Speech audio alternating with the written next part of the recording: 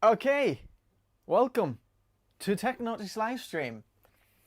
This is going to be a very exciting one. I can see quite a few people already joined here for the chat and build and exciting time together. Why this live stream is different is because we're going to be building a PC. So if you've never built a PC, you can see you can absolutely do it. And if you don't know which parts to choose, what budget to go for, there's free build guides in the description below. You pick the one that's closest to your budget and I'll explain everything in there. But this PC we're actually building for someone, and this is quite exciting for me. This is Matt Amy's, and Matt is on the comments there already, you can see. And if you don't know who he is or what channel he is running, then he's running this here. Let me see if I can show you. Boom, Matt's channel. As you can see, this is all green type of channel theme, and this is what this PC is going to be looking like as well. By the way, as you can see, you can pick up some green Technotics merch through the links in the description below as well if you want to. But there's going to be some green stuff going on. Let's see some of these channels here. He is an F1 channel, and this is absolutely awesome because he's working with one of my favorite F1 drivers.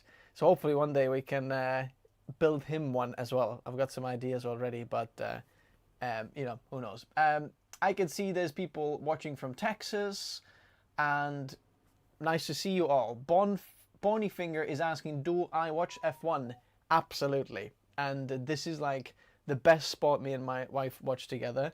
This is a very, very exciting thing to watch. This is, to me, this is the most exciting sport to watch. Watching football, there's not a lot of thing happening sometimes, but if you know what's going on in F1, there's so much stuff that you can keep an eye on, and this is going to be like 3 hours of absolutely awesomeness. And the whole weekend, you know, qualifications, then the FP1, FP2, it's all very, very exciting. So, without no further ado, let me put this away, and let's start this build. But before that, we actually do have a sponsor for this as well. So if you are building yourself a best bang for buck, or any PC really, you're going to want to know about this sponsor, especially you, Matt, as well, because you probably want to buy something from them after you've got this PC. Looking for a cheap way to license your Windows? Check out WhoKeys through the links in the video description. Make sure to use the code TN20 to get a 30% off. Paste the license to the activation settings and you're all done. This license is for Windows 10, but you can upgrade it to Windows 11 for free. They also offer Microsoft Office 19 license. Use the same code TN20 to get a 30% off. Check out whokeys.com in the video description below.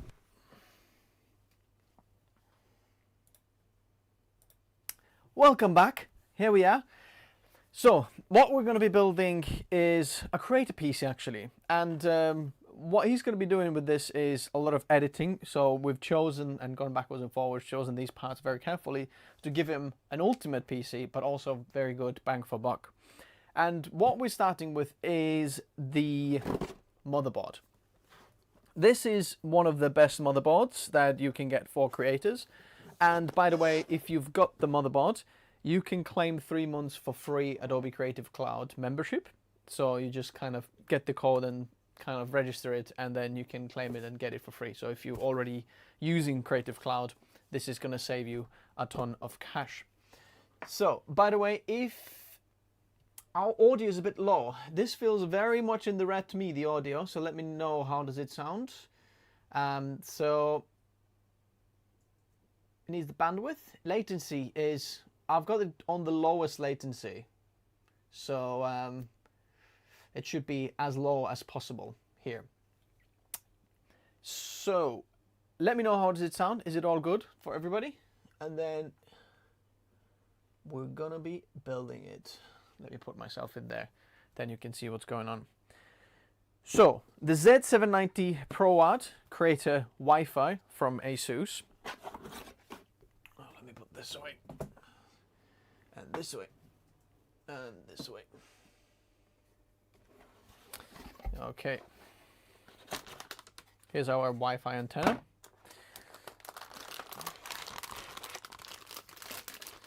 Gonna take it out from the plastic bag, but when you do, look, there's like a little metal in the back over here. When you put your fingers in there, just rest your fingers in there. That's like one of the nicest and safest spot. Finger on the other side. So then you're not touching a lot of these capacitors and SMDs in the back there. They're not capacitors, they're SMDs really. So I'll just put this on the side for now. See what else we need. Do we need any of these for now? Okay, this is going to be helpful. But don't need this one. Don't actually, might need this one. And might get the one with 2 in, just in case. Oh, you get a ruler as well, just in case. Hey! What if I lick the capacitors, Benji Kaiser? Just go for it. You only live once, Ben. Nothing's going to happen. But don't lick the capacitors on your power supply. That will be bad. Very, very bad. So, actually, you should be putting this in as well.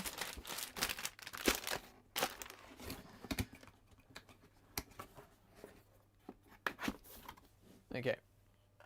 Take your motherboard. You're going to place it on top of the box. And the pro tip here is put it slightly over so that this I/O shield, which is slightly wider, will go over this. Then it's not going to be on an angle like that. And then we can start working with it. There's a few things we might need later on, so I'll put these on the side. What you might also need is a good screwdriver. Asus should be the sponsor, man. Yeah, I know, right? Come on, Asus. Screwdriver. And then we're going to start screwing some things in here, especially with the M.2s. But actually first, what we need to do is get our CPU out. For that, we're going to be using the 13900K. And you might be wondering why I didn't go with a 14900K. I think Matt wanted to go with 14900K as well, but I said don't, because you're paying a lot more for really nothing, because there is hardly any difference, if any difference at all.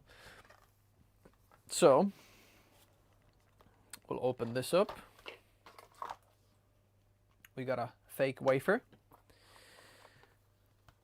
What Intel should be doing is making a fab in Belgium, and then call it Belgian wafers. That would be funny. Spectacular. Okay, Ben's packing me up with this. Okay, twisting it, and then we've got our CPU that's come out here. Ooh, it's beautiful. Okay. I'll put these back in there for now. But before, where is it? Oh, here. Before you actually install the CPU in there, one of the main things when you're building yourself a PC on the 12th and 13th gen is when you're going for i7 or above, I highly recommend, potentially even with the i5, I highly recommend getting one of these. This is going to cost you about $10, and this is one of the best things you're going to buy for your PC, because it's going to make your CPU faster and cooler, and faster because it's cooler, so it's kind of linked all together. Here's how you do it. It's very, very simple. So you're going to open this CPU just gently, okay? Then you open the socket, slide it on the side, lever up, open this up, checking all the pins, there's nothing bent, everything looks good. Then we're going to take the CPU and pop it gently in there. Now, you can do a little wiggle on the side, making sure, but you can't really install it the other way because there's little notches over there that you can't, you know, get wrong. How much does the PC cost that we're building? Roughly around 3.5 grand in pounds, I think, something like that. Does it void warranty though? I don't know. I really don't know. This is really improving it. I don't actually know. Does it improve? Or what it's going to do is it's going to just be a bit better for your CPU, okay? Because otherwise you're really going to just bend it, because I mean that is a really bad design of the whole socket here, and I'll tell you why this is as well, just in case you're wondering if you haven't seen the video on the channel. So basically now there's these two little notches in here. I'll zoom in so you'll see a little bit better. Okay.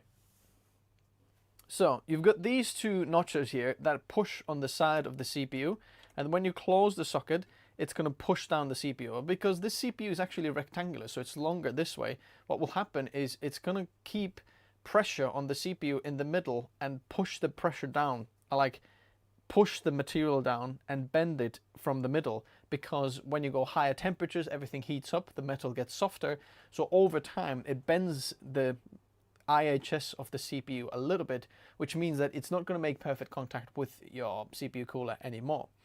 And in order to prevent that, we're going to be installing this guy here. So it comes with a tiny little screwdriver. So what you do is you just unscrew these. They come off very, very easy. They're very, very loose. Don't do that when you don't have it on the motherboard box, because there's a backing bracket there that, remember I said, to keep hold of when you're taking the motherboard out of its plastic box. You want to make sure that this doesn't slide off. So we need the screws. So take the screws off there, and this you can just put on the side there. But we do need the screws. And this here as well.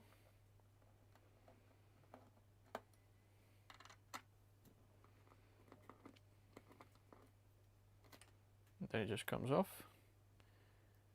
Comes off very, very easy. It's not down very hard at all. And then you might need these later on. If something happens with the motherboard, just screw them back on. No one will know. Okay. There's no stickers or anything in there. But now, what's different about this little bracket here is that, as you can see, there's a little cutout for the CPU underneath here. And this is going to make contact all the way around the IHS. And it's going to press the CPU down directly or properly there. There's a little arrow in there, and we're going to just match it out with that arrow there. And then it just goes on the top there like that. Now, some people might say, how strong do you think we need to screw these screws in? Because I don't know, you know, putting uneven pressure on the CPU or whatever, you don't know that. Well, actually, the good thing about this particular model is, I know Thermal Grizzly does one as well, but Thermal Grizzly you'll have to have a certain pressure on, because it doesn't make hard contact with the motherboard. This model, or this option here from Thermalright, has like hard stop, so it's got special washers here that determine the height of this. So all you have to do is kind of push it down there. We're going to take the screws, pop them in there. I know you're not even going to see it, but it does look better as well. And all you have to do is now just screw it in. I'll just do it diagonally. Oh. If it doesn't like turn easily, you might have your screw on an angle. So screw it backwards until it pops into its screws and threads, and then just start tightening it gently. So I'm just gently tightening it all the way around.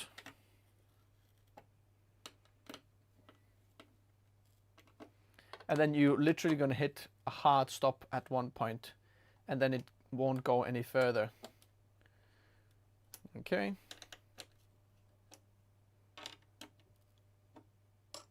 This one is much cheaper than Thermal Grizzly. Thermal Grizzly one is like 4 or 5 times the size, but I think in terms of ease of use, this is much easier to use than Thermal Grizzly.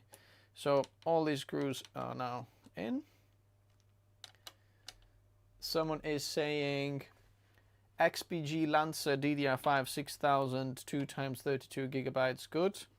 Yeah, it's good. It's a bit over the IMC spec, but it is good. So now our CPU is installed. You can put the box back now.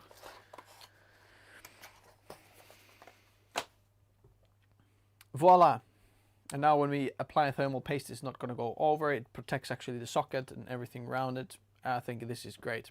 3900K, 24 cores, absolutely amazing. Now, next of all, we're going to install the SSDs. Okay, and we have 3 SSDs for this one. For the OS, we're going to be using this. No, sorry, this is the wrong way around for you, but I tried to flip it, but I can't actually flip the camera and I can't do it on software. Blackmagic, please update the software so we can do it on at Atom Mini Pro. But this is the Solidigm P44 Pro 1TB. One of the best, probably the best Gen 4 SSD that you can get for your PC, period, really.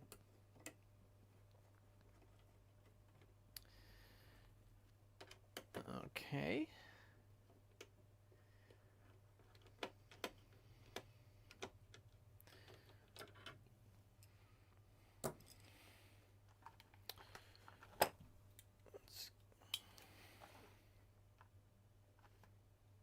This here.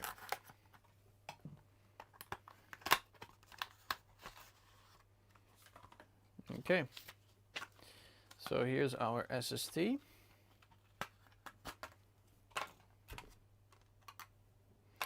And as you can see, this is a single-sided one, so there's nothing underneath on that side, which means that we're actually going to have to use one of those stickers that came with the motherboard. So did you remember I took some of these out? So basically you're going to want to put it over there.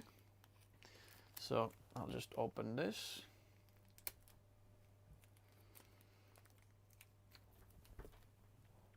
This tiny little sticker, take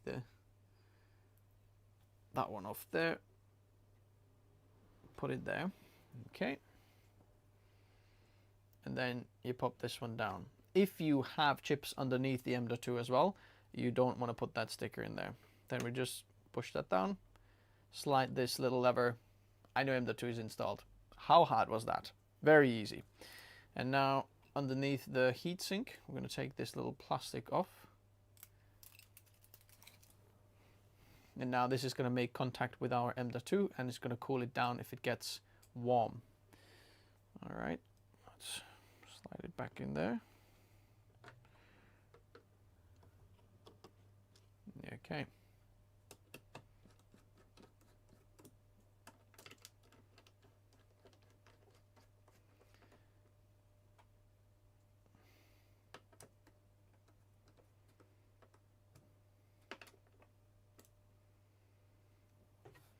So is this so that the SSD doesn't bend like a bow? Yes, exactly, because this will just push the support underneath so that when you push the heatsink down, it doesn't like bend the SSD a little bit more like that. Exactly the same reason. Yeah, someone already answered it. It's still like pushed a little bit on the side if I'm looking on an angle. I'm not sure if you can see it in there. Not so much. Let me see if I can see from the top. Actually, hardly anything. It's hardly been bent. It's very, very good. Now, we have two more. We have one Samsung 990 Pro and then Kingston Fury Renegade 2TB one. They're both high-end Gen 4 SSDs, but they are a little bit better for the project drive, so where you actually have all your files and assets on when you're working with media or editing video projects.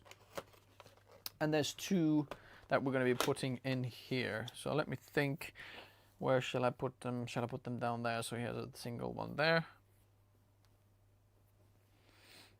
Yeah, so we're going to put them all the way on the bottom here because that is one heatsink. And then if he needs to install another one later on, he can install it on that slot. He does have to take the GPU out. You would have to take it out anyway regardless, but then you don't have to peel the heatsink off from one and you might not get the perfect contact again. It's not a big problem, but it's easier to just install it in a slot where there's nothing in there instead of, oh, you can't see a bit. Let's go back up. All right. So the bottom slot here, two SSDs, but if you were to install the SSD, like one of them in here and another one free here, you'd have to peel this SSD off or the heatsink off, which might actually squeeze or stretch out this thermal pad, which might not make perfect contact later on. So it's easier if you just do it in one and install a separate one, a fourth one, later on into that slot. We'll take this sticker off there as well.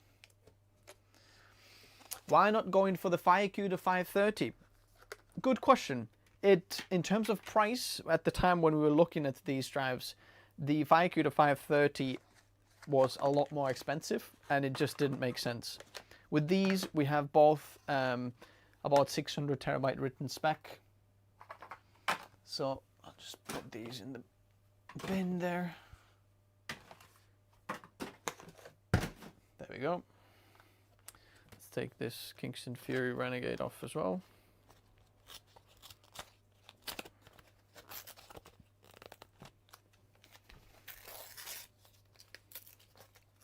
There we go.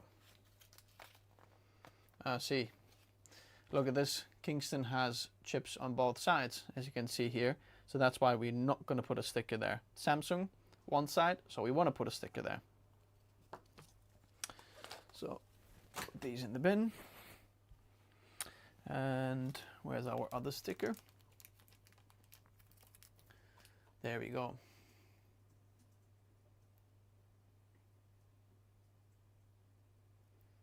Alrighty, come on, little sticker.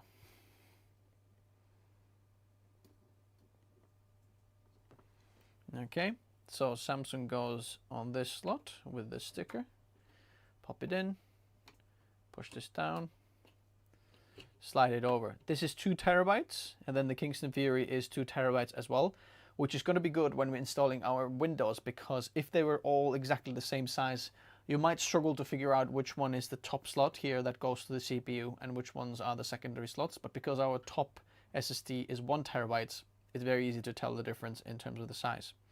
And then Kingston Fury goes inside here, pop it in, slide down.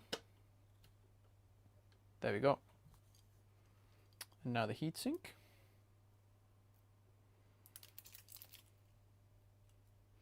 Am I doing a Christmas giveaway? No, not really.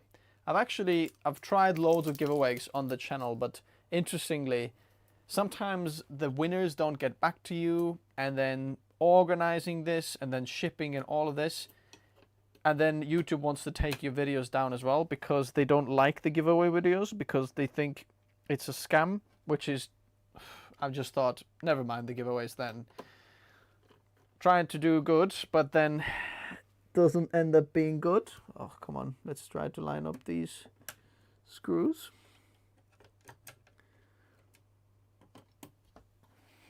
Okay. There we go. Good evening. Greetings from Kenya. Nice to see you. Or see your comment.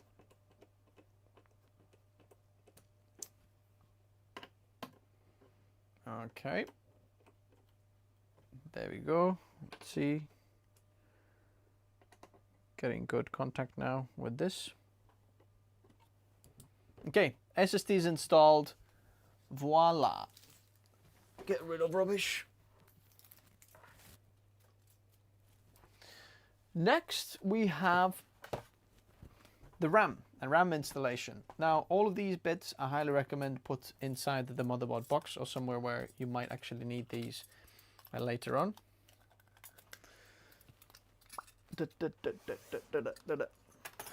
I'll put these on the side for now. For RAM, we're going for something very interesting. So this is Crucial DDR5 Pro, and this was very, very cheap. And really, as a creator, having a super fast RAM doesn't necessarily make as much of a difference as high capacity. If you're capacity limited, that's much worse than having fast RAM. So this was about $150 or pounds, or wherever you're watching this from, which is insane that DDR5 like prices have gone so low that you can actually get 64 gigabytes for that low. So highly recommend checking this out. Needs bandwidth. What's going on? Is it a little bit laggy for you? I'm streaming at 8,000 megabits per second. That should be well enough. Let's put it at 10. Might as well. Okay, let me know if that's any better. It's 10 now. So, taking the RAM sticks out from here. It must be their connection, Matt is saying. Very good. I mean, 10,000 megabits per second. That's like more than twice what YouTube recommends to send the bandwidth there, so it should be fine. It's really cool, black, simple, Crucial Pro. I really like the design of these. So the RAM, if you have 2 sticks, the golden rule is that you're going to install them from the outside slot towards the inside. So you open it up. On this Asus board there's only 2, and you're going to take this. Also, like the front side of the RAM usually is facing outwards, and then whatever sticker or like the lower side or underneath side usually facing the other way. So you're just going to line it up in there and then push down. Ah! I was wrong. Would you look at that? They have actually done it the other way, which is the first time I have ever seen this. Okay. They have the back side of it actually towards that side. Usually it's the other way. Crucial. Playing tricks on me. Of all the RAM kits, this is the first time that I've seen that actually is going this way. Alrighty. So, RAM is installed. Very good. Next, we're gonna take off our cooler. Will you make a video for Europeans? Things are more expensive. Not sure what you mean.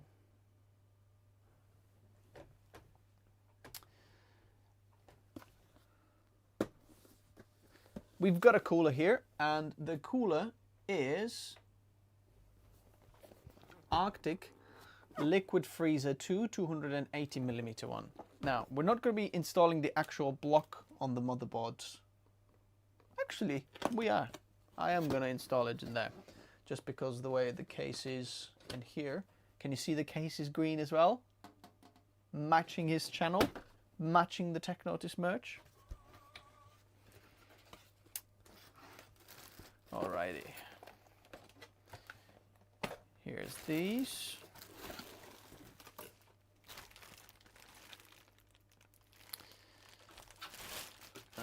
Okay.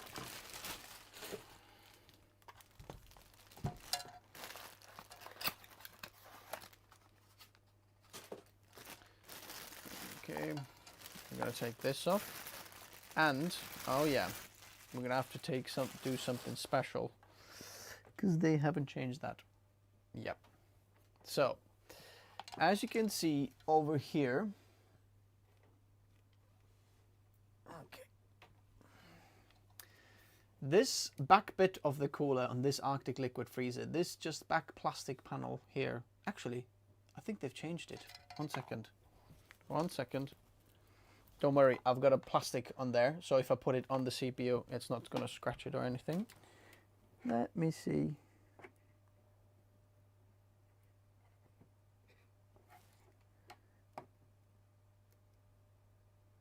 Yep, they have changed it. They've put a new back bracket here. Can you see how they've cut a little bit out here? Previously, that bit will actually hit those capacitors on the motherboard there, which means that it slightly keeps it away from the CPU and the temperatures will be high. But now we don't have to change that. That's good news. So. Let's check out. Don't remove the plastic sticker. Yeah. Remember to remove the plastic sticker later on when we put the actual the thermal paste on as well. So here's the back bracket that goes on the other side. Here's our AMD ones. We don't need them. Is this the Intel ones?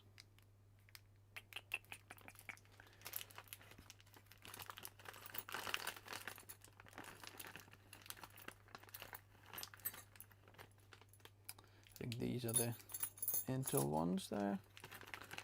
Then we have our thermal paste, MX5. Okay. Then we have these. Okay. Where are they? Oh, they put more stickers in there now. There's 8 stickers in. So what we need are these bits here.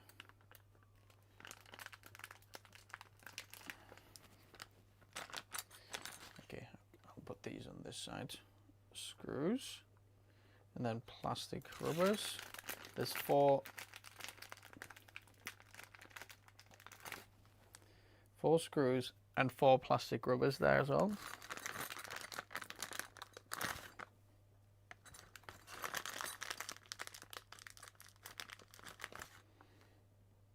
Okay, 1, 2, 3, 4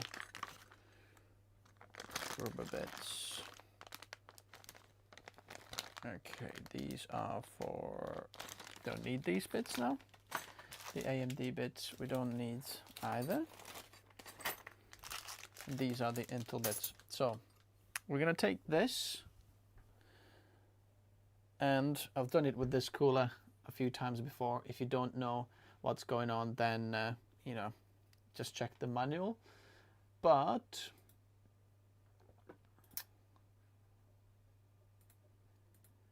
okay, so we're gonna put this on the back slot there. So on this little back bracket, this is going to go on the other side of the motherboard. And what can you see, like on the side here, there's like 2 holes where this hexagon can go in there, or pentagon. Which one is it? 1, 2, 3, 4, 5, 6. So it's hexagon. Okay, and then if you slide it in there, you have to put it. Come on. Let me see. So it should go on the outside of it. Come on.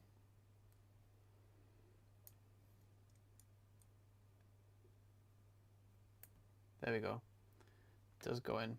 You've put that through, and then this plastic on this side. Okay. Then on this side we're going to do the same. I'm going to push this through the end there. I'll zoom in, then it's a little bit easier for you to see what I'm doing. So, come on, autofocus. Where are you? There we go. So, we're going to push this through on that side. There we go. It pops in. And then now this plastic goes on the other side. That just keeps it from not sliding off, but also doesn't actually put the metal on the other side of the motherboard, doesn't make contact there, so protects that. So you have to do that on all 4 corners. Remember, go on the outsides, not on the insides. Why the 280, not 360? Because the case we have here doesn't support 360 and 380. Sorry, doesn't support 360, and that's why we're going with 280. And to be honest, the 280 and 360, hardly any difference, because the 140mm fans, you've got 2, they're actually slightly quieter than the 360mm one.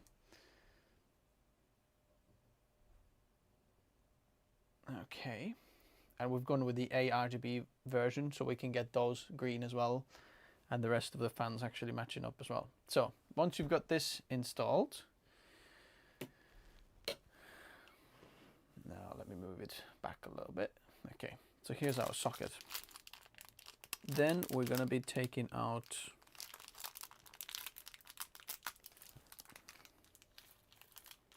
these. Okay, firstly we'll take the nuts that go in the end. We'll put these on the side here.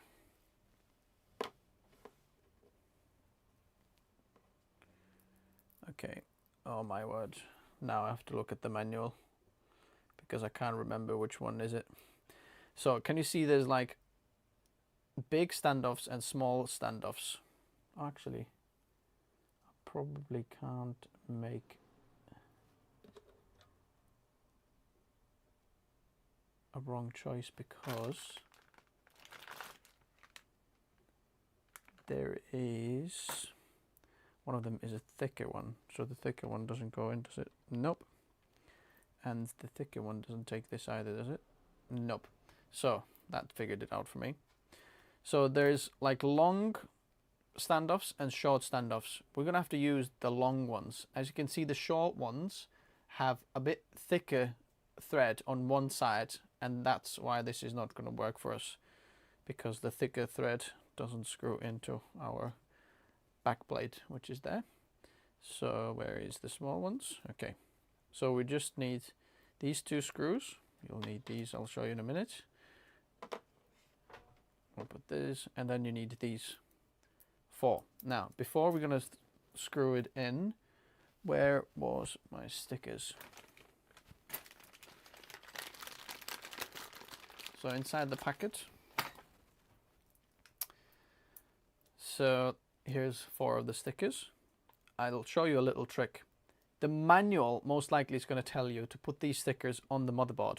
That's not a good option actually, because if you ever want to change your cooler, ever want to do anything, you're just screwed, because you're going to wreck these stickers and they're not going to work.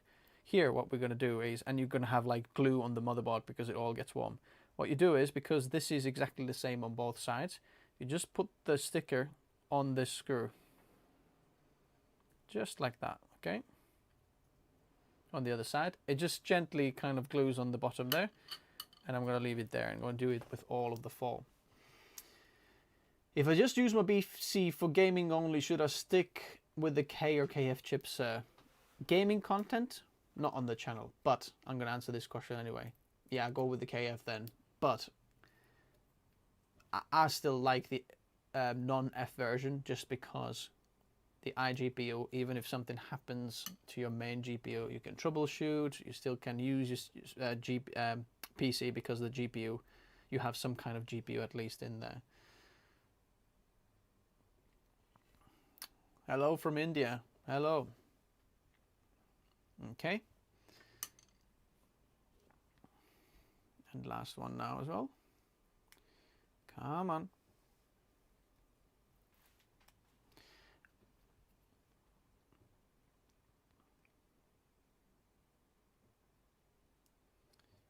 Okay. And now it's screwed in. What is your opinion on removing pre-applied thermal paste from an AIO? Yeah, do it. Remove it. Because often it's been there for a long time. There might be all sorts of like dust and other stuff in it that might not be the best. But in a big scale of things, it's not a big thing. But if I was you, I'd pre-apply it. So we're going to take our motherboard up, put the back of this on the other side through the motherboard. Just line it up there. Boom. So you can see the screw holes, they've come through. I'm going to take one of these now, and then the one where you have the sticker on, that slides in on that side. So I'll just hold the motherboard from the back while I'm screwing it in there.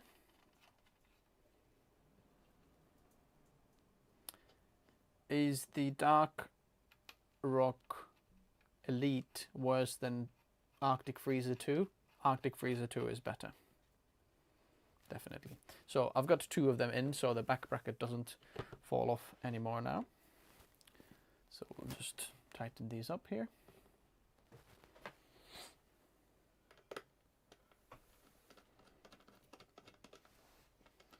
Screwing these in.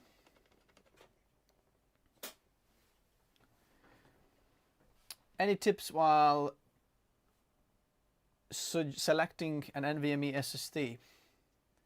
The SolidDime is of double price here in India, so I am unable to consider that, hence need to know. So in India, if it's very expensive, pick up some other ones. Have a look at my SSD reviews, the best SSD for creators. Whew! Wow! That was nice. Check it out, and then I'll explain there like how to choose an SSD and so on. So now, these are installed. Now we need to prep our cooler here. I'll zoom out a little bit now. Okay.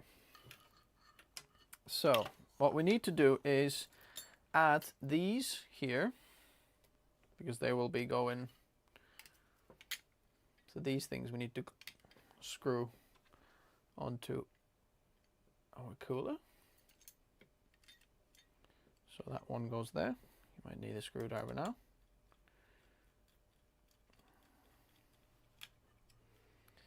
and then the other one from the other side. Let me try to remember which was better to put this.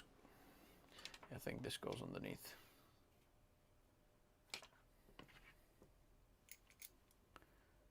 Okay.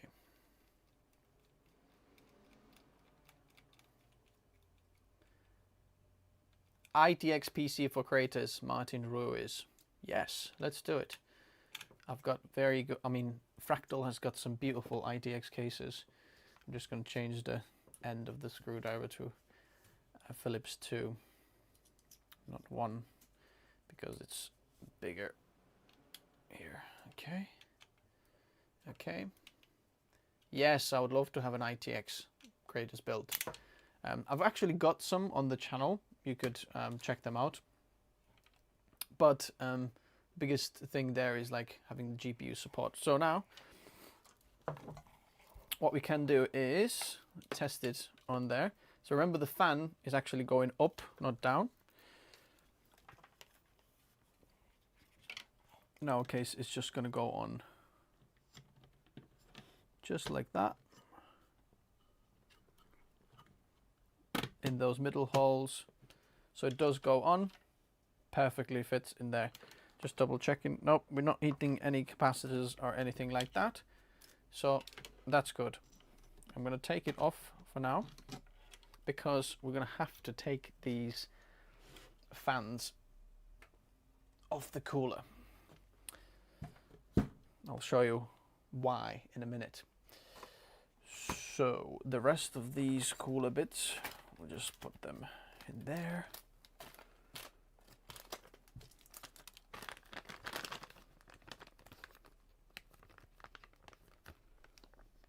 My favorite case of all time, this one here. Oh, let me turn it on as well so you can see that PC in the back.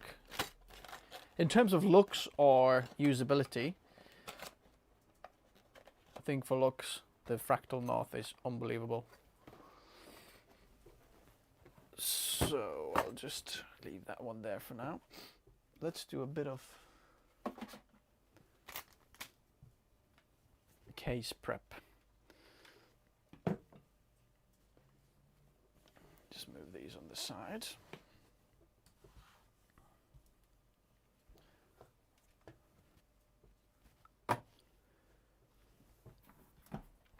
Ah, oh, our case. Look at that.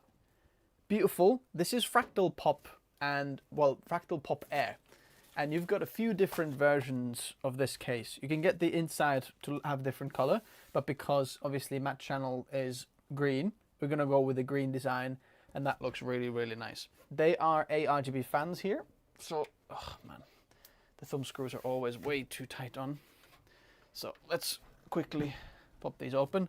Also, the cool thing about this case is you've got an airflow, very good airflow from the top here, right? There's no like solid panel on the top, so that's good. Also, the bottom panel comes off, and you've got a little secret compartment. So this is magnetic, and then if you have this case like on the table or something like that, you can put some SD cards, USB sticks, whatever, something like that in there to just use there. It's just a cool little storage bit. I'll just put these on the side here for now. The front panel, I believe, just comes off. How does it come off as well? I have to take these off from the side first. Oh, the back panel comes off nicely. The thumb screws are nicely open. Wait, what exactly, Matt? If you're smoking, which you shouldn't do, you can use it as an ashtray as well. But it's a cool little feature on the bottom there. But if you do want to use like a DVD drive or something like that in there, you could put like the drives in there. That's what this is for as well. But I think this is a cool little thing there. So side panel comes off.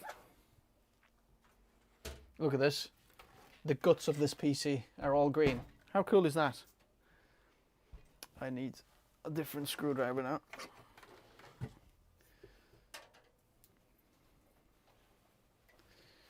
Screw these slightly open, and now the glass comes off. Okay, that's in the way here a little bit.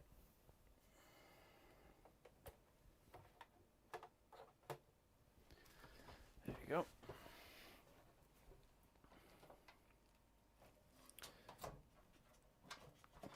Okay, pull it backwards, then glass comes off. I'm gonna leave all the stickers on.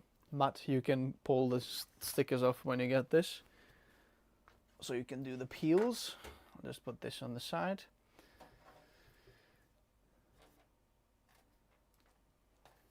Okay, trying to remember, how does the front panel come off? I've done it in there, but oh yeah, I think it comes off from the whole thing comes off. Yeah, there we go. So, voila. The front panel is off. We've got two 120mm fans in the front here, but we'll have to relocate them. I mean, how cool is that? All the guts of are green. Look at this PC. Look, the legs are green, really nice. Even the hard drive bays here, they're green as well. It's really, really cool. Look at that. The one downside about this case is that it doesn't come with a USB-C cable already installed. So if you're looking at the top here, this is actually a blank here, and Matt has ordered the cable. I actually forgot about this. That's my bad. You just have to order this cable separately. It should be really included with the case, but it's a simple like $10 or something like that. And then you just screw it in from the top over there, boom, and then you've got the cable. So that's the simple thing. Is this going for that over there? Is that what it's for there? Oh yeah, it goes over there. Ooh, I didn't know that. I didn't know that this case has an actually ARGB kind of a hub in there as well. So you've got one male connector that you can that goes in there. So 3-pin 5-volt ARGB header. Okay. USB-C is a must for him. Well, actually, with this motherboard and this case, it is a little bit of a must because sorry, I'm putting the wrong thing somewhere. Because the back panel USB-C ports are Thunderbolt 4, and they are not very well compatible with like non-Thunderbolt devices. Come on, come off now. So if you've got something like an external hard drive SSD that uses USB-C, then you're not going to get like really fast speeds through the back. But the front panel USB-C for this motherboard connectors in there, this is very fast. So let's relocate those fans first. Oh, from the inside. Alrighty then. Well, sorry, I'm going to face it towards me a little bit. It's a bit awkward, but can't get the screws from the outside. That ARGB header on the pop is so loose. I'm not sure what you mean. Just the red bit is like a cover for it. It feels very alright actually. The more I see and use this case, the more I like this green color, especially later on when the fans are actually green as well. So you have 4 screws for the fans in there, very easy to take off. Is it confirmed that AMD AM5 will last? It's behind the little sticker for me. Will last. Could someone comment, please? So that will last long. I don't know. I don't know. AMD says it's confirmed, but I don't know. It seems that AMD CPU generations are like longer than Intel's. Intel's like next generation comes out very, very fast. Intel's had 2 generations since AMD has only released 1. So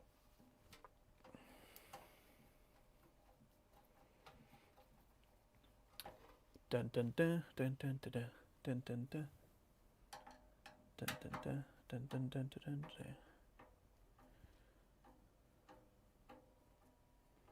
Well, it's good. You've got the same colors as Lando Norris. Blue. I like that. Sorry, not blue. What am I talking about? Green. You should just get one of Lando's stickers and put it on here as well.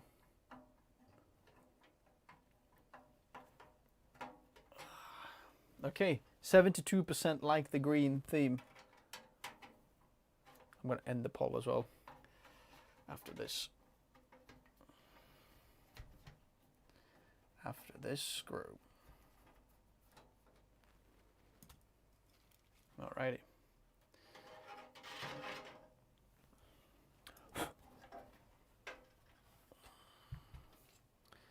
So, I'll have to see where those cables go.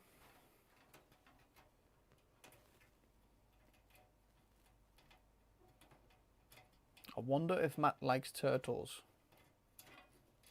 It's a good question. Alrighty. So where are those cables? Them two? Ah, well, there are all of these here.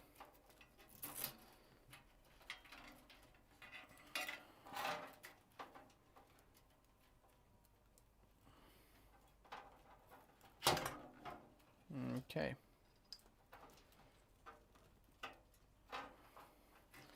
I'll put the other cables back for now.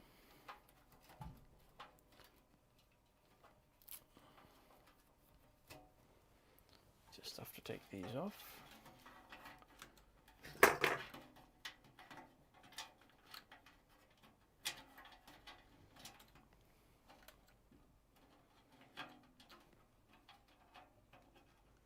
Originally from the countryside. I like that. So, where these fans are going to go, they're going to go on the top to exhaust. So, the AIO is going to pull air in from the front, and then it goes out from the back and from the top. It's going to be slightly negative air pressure in the case, but we could probably fix it with fan curves. So, I'll just let those cables go through the top slot there on the other side.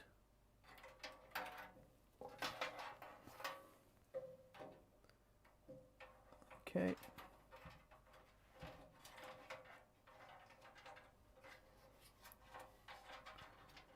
That's one.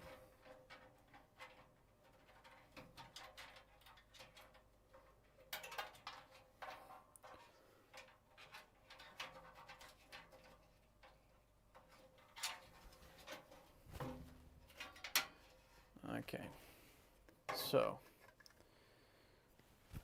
I'll stop the poll now as well.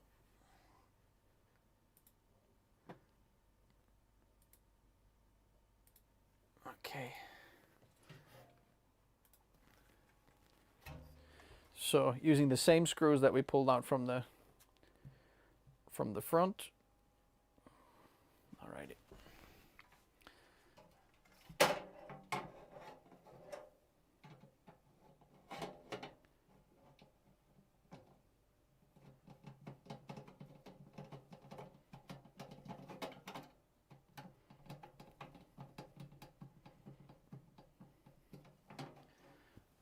One.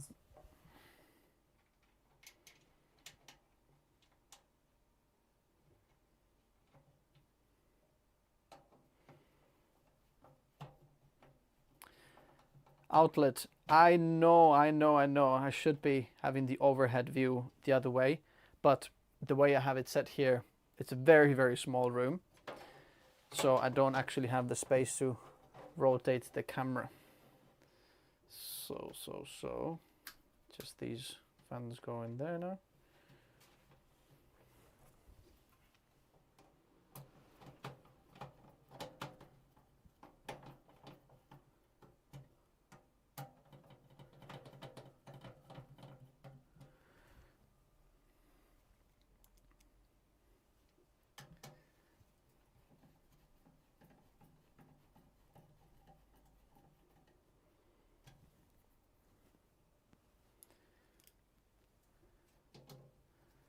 Alrighty. What is your opinion of the Johns Plus i100 Pro? Have you seen my build on it? I've actually done a build with it. It's a really nice looking case. I wish the thermals were a little bit better. I was slightly disappointed with the thermals, but it is a very nice case. Although I was cramming a lot of like power and heat in there as well, but it's a very nice case. Okay.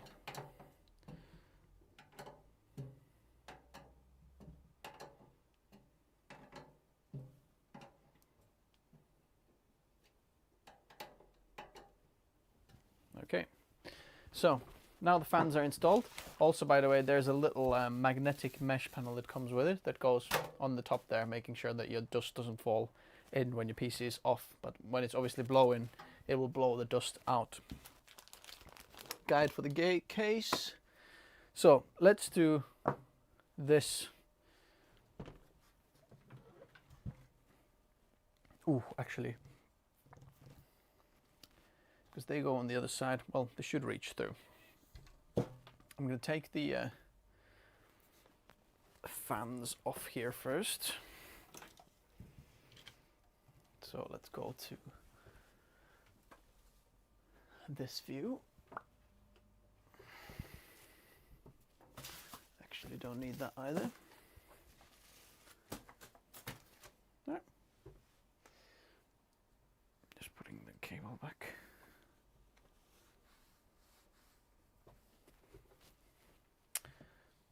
Now we'll have to take these fans off because the way the fans are installed, you'll have the fans on the outside of the case and the radiator in the inside, so you kind of sandwich the AIO, the radiator and the fans together, like one on the outside rather than on the inside.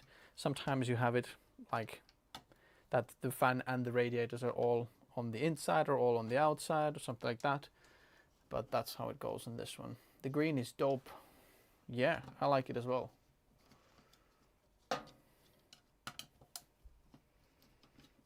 Okay.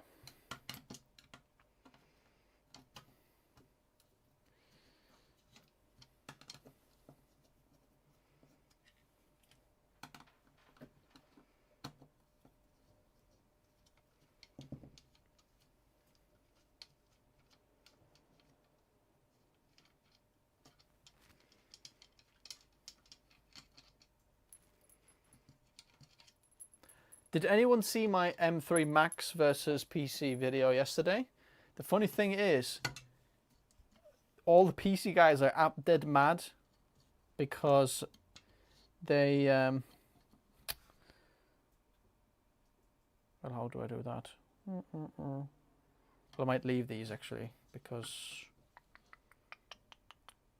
otherwise I'll have to take these off from there. They're all nicely glued together. These can go through, and then yeah, we'll leave these for now like that, and then we'll screw them in later. Taking the motherboard. Yeah, I was absolutely blown away. Some of the guys who are just pure PC fans, you can see the comments. It was just absolute bloodbath in the comments. People are like, oh my word, how can you say that? And I'm like, are you familiar with the channel? Like, have you seen me ever recommend Apple products? Most of the time we're talking about PCs, so what are you talking about? So when installing the thermal paste, I highly recommend using a little spatula. I've got one here, and then we're going to slide it on there. But first I'm going to take a little microfiber cloth to take off any fibers or anything that might be on the CPU. Yep, there's nothing there. Remember, your screws are there. We're going to take this. We're going to put a little line across. Okay, that is absolutely plenty. Might as well put all of it on. Well, not all of it, but that is quite a lot. And then spread it around. Now, regardless what you think about Apple versus PC, I think it was interesting seeing how good the M3 Max was, because when you are a creator who needs a portability and you're just working like always on the go, and you know, you can't have a massive PC with you, then having the M3 Max, there's like literally no competition from any of the PC side. It's so good. I think Matt is using the M1 Max, if I'm not mistaken, but the M3 Max was on another level. Okay, look at that, nicely spread around. A little bit of toilet roll here.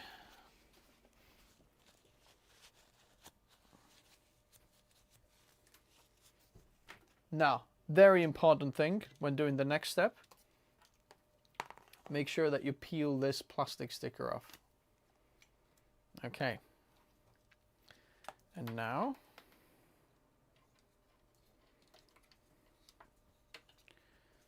I'm going to slide it over and line it up.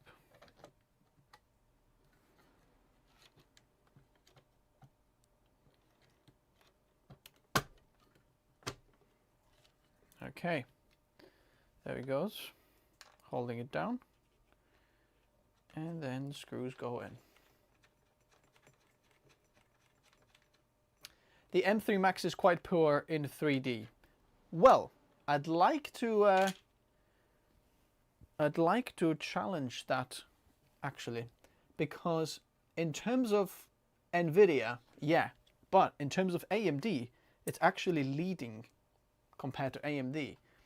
I've got a video coming up where we're testing and comparing the M3 Max GPU, the 40-core GPU, and really seeing like what's it like on desktop and what are some of the desktop GPUs that you might, you know, find similar performance. And the results were absolutely shocking.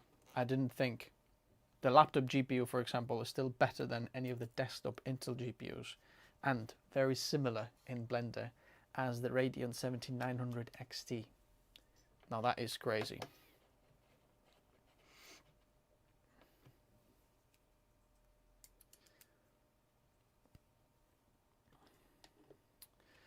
Why all start smear thermal compound like this? Always did dots and all good. You can do dots as well, but I find this is like a foolproof way of installing thermal paste, because you're not going to have anything that's not covered on the IHS. And even if you put your kind of cooler on an angle on the CPU, you're not going to like slide it only one way or the other way. This is like going to go everywhere. So even if you put it like one way or the other, it's just going to slide all over the place. So now just tightening up all these screws. The line is fine as well. For example, when I'm doing often my PC testing and I have to change a lot of CPUs, I just do a line, just save time, and it's completely fine as well. Very similar in terms of thermal performance, and it's not going to be thermal throttling.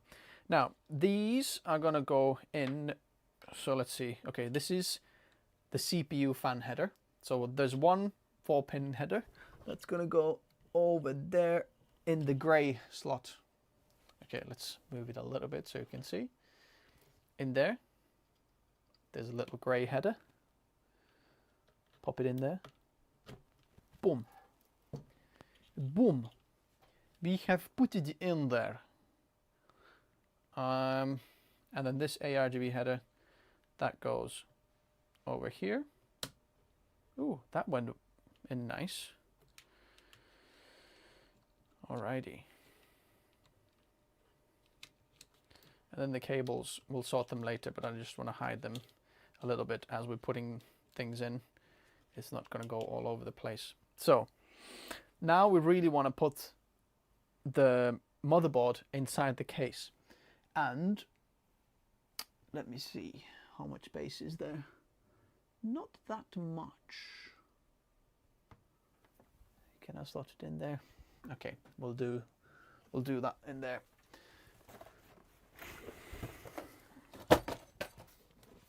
Take out the cooler. I'll put this back here.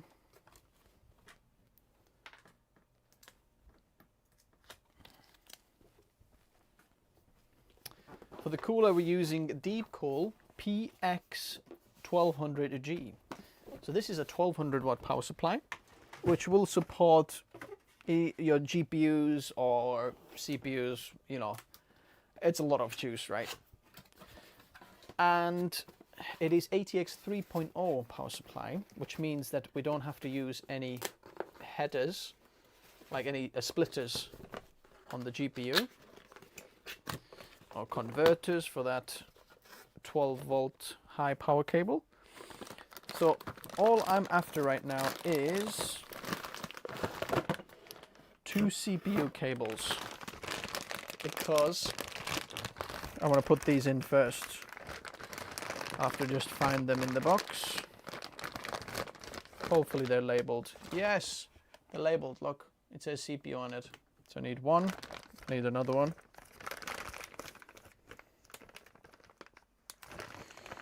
Where is the other one? Yes, yes, come on. Yep, there's the other one. So the rest I'm gonna leave in there for now. We'll do the rest later, but I just want to plug these onto the motherboard first as it goes in there.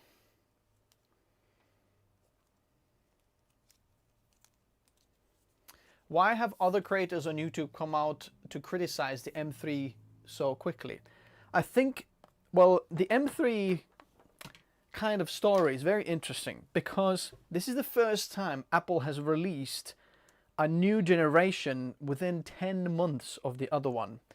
And it's because of the world economy. So let me explain. So basically, Apple never offers any like deals on their devices. The best thing you can get on holidays for years, what you've got is an Apple gift card, like $50 during Black Friday or something like that. They never offer anything off. But this time on Apple official retailers like Best Buy in America and here in the UK and certain places as well, the Apple devices were actually on a sale, like $400 off or something like that, which is ridiculous. That just shows that Apple is not making as many sales as they would expect, because people are not thinking, I'm going to get a new, Mac for myself. They're thinking, how am I going to pay my electricity and gas bill or something like that. So the sales are not good because of the economy in the world. And they had to release something before the holidays. They did it during the, I think they released it on Halloween evening, like 31st of October. Just because they'd have to make some sales during holiday time, because they know that people are spending money during Christmas, even if they don't have any money. And they would have to release a product to actually make sales. If they release it in January, February, people have spent their money. They don't have anything to spend. They're making even less sales. That's why they had to push it forward and do it that. But a lot of tech YouTubers are comparing it with other M1 devices. And if you've got M1 Max or M2 Max, then, they were already so groundbreaking news and very good performance that it might not look so good because you don't need the performance. But now, when you look at the M3 Max compared to something desktop or some of the competition, which I haven't seen a lot of people do actually, or really compare it, like how good is it in desktop, version variants, then it's absolutely insane. I was absolutely blown away. But there are some buts, and I ended up returning my M3 Max. I've recorded like 4 or 5 videos about the video series. They're coming out like till January. So I've got videos scheduled all the way till like the 11th of January. So if I'm filming something now, it comes out 2nd, 3rd week of January. But wait a second, where is the...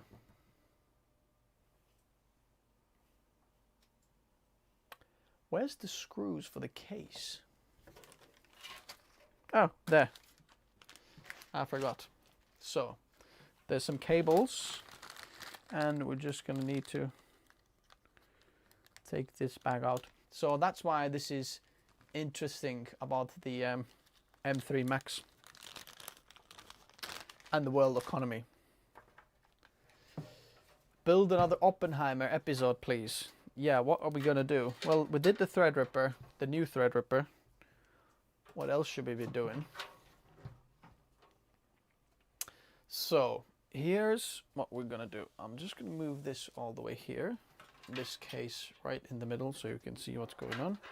Making sure that there's nothing directly underneath anything. Okay, that's good. So now, I'm gonna have to slot this motherboard in here. but I want to keep the cooler somehow on this side while dealing with... Okay, how does this gonna go?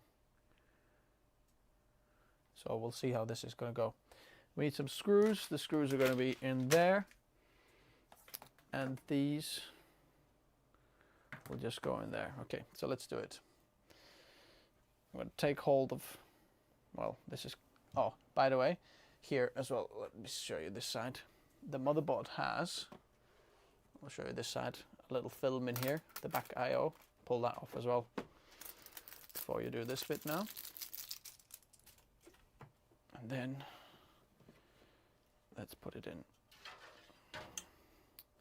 So one hand holds this, the other hand pulls it from the tubes.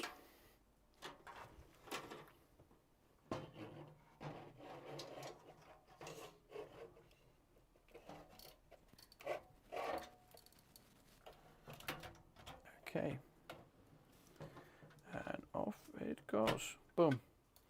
It is in now. Now that is gonna go, oh, actually I do have to take it off because the fans are gonna go on the other side. So we'll take this off now. Come on.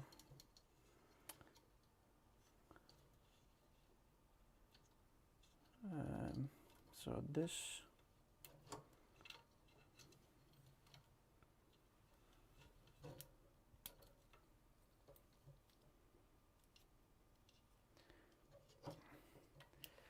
come on.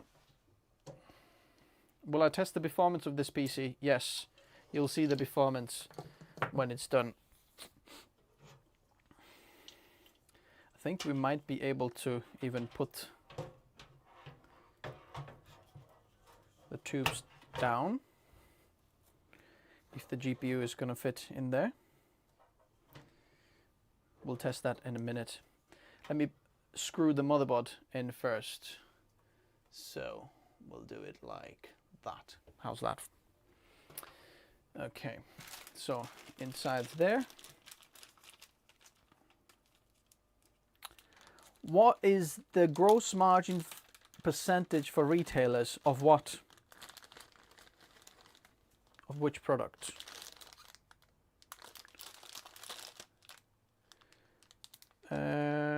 Okay, which one is it? Which one is it? 1, 2, 3, 4, 5, 6, 7, 8. So I bet it's these ones, because there is actually only 8 screws. 1, 2, 3, 4, 5, 6, 7, 8. Yeah, I bet it's these ones. So the way you can test if you've got the right screws is when you take your first one out, put it on a screwdriver,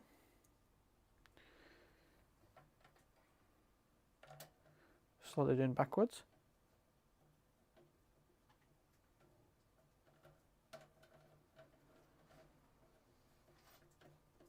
yep, that feels right. PC parts mainly, CPU and GPU. Honestly, there's only a few percent, if that. There's like 1, 2, 3% so far. What I have spoken to retailers. That was a weird pronunciation. Yeah.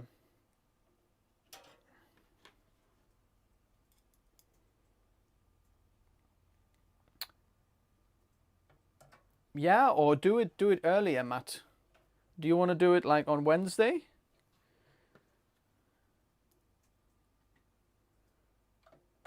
So you can get it a little bit earlier. Get it Wednesday. Wednesday's fine. Don't be posting my address here anyway, please.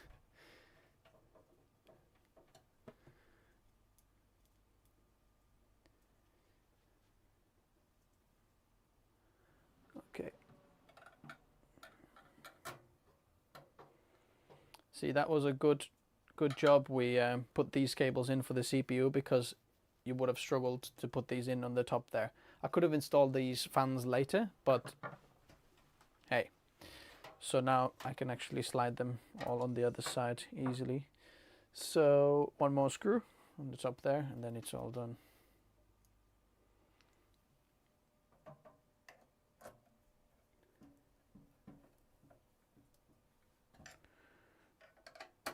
Okay. Alrighty. So while we are here, I want to actually test the GPU as well, just because that might determine if we're going to install the tubes down or up in this configuration and how it's going to line up.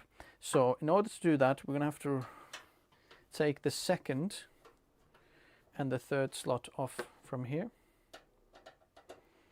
Actually, it might be 3 slots, so maybe even 3. We'll see that now.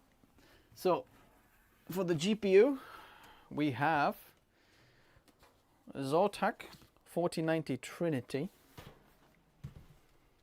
That was the most affordable 4090 that we could find in the UK.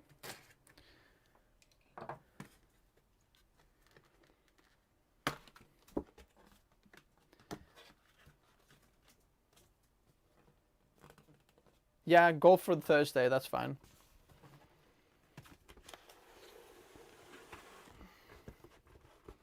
Matt, I really hope your friends are going to be jealous when you get this. Unless they're already running like 4090s or something like that. But I bet you the performance of this will be quite on another level.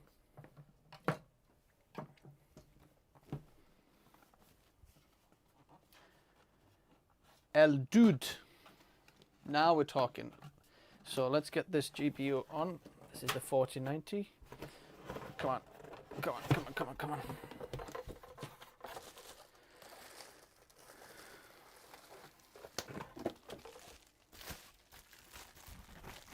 Oh yeah, 3 slots.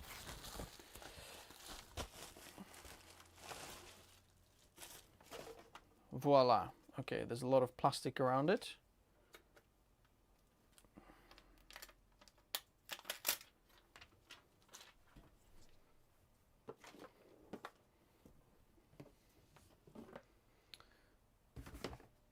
I try to keep it all clean, but in the end it's just going to be all mess again still. Now, if I've calculated everything right, the actual compatibility here is going to be very, very tight to get it all in nicely.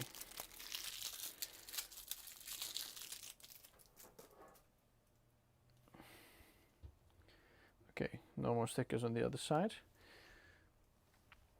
Let's take the third one out as well.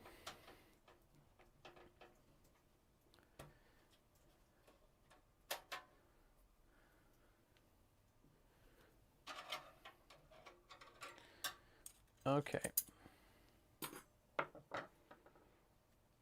And let's see, how can we fit it in?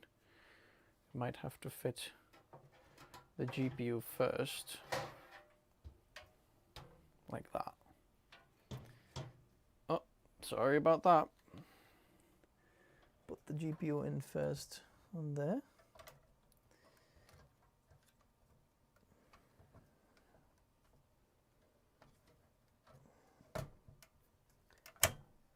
Okay, so now when that's in, then we can slot that in. And as you can see, perfect. Look, there's like maybe 10 millimeters space on that side, and we can go tubes down like that. That's going to be perfect. Absolutely amazing. Like a glove. If the glove doesn't fit, you must. Anyone know the rest of the saying?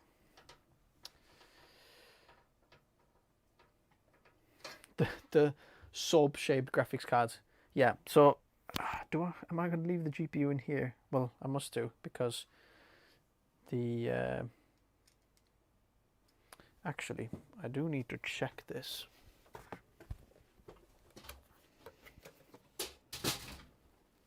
Elgato capture card.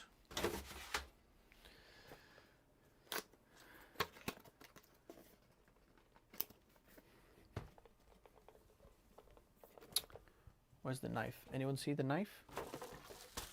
Where is it?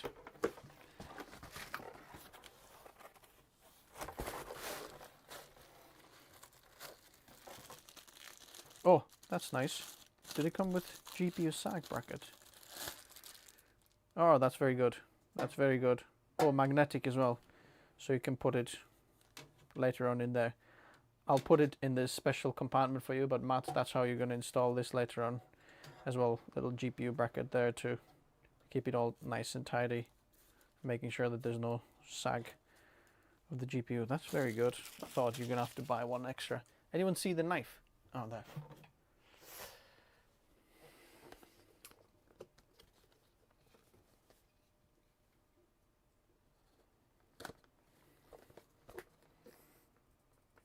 Yes, you won't have the air pocket. Now, ideally, I mean, you can put it on the top there as well, but because there's very little, like, kind of, the pump is on the top half of this radiator, so you'll have like the pump pocket on that side on the top, which is not as good. It's not going to be like the end of the world, but this is definitely a better position if you can fit it. The only downside is that these will slightly hit the glass when doing that, so when you're pushing them down, when you put the glass down, you'll have a little bit of a push there, but that's like completely fine. So this,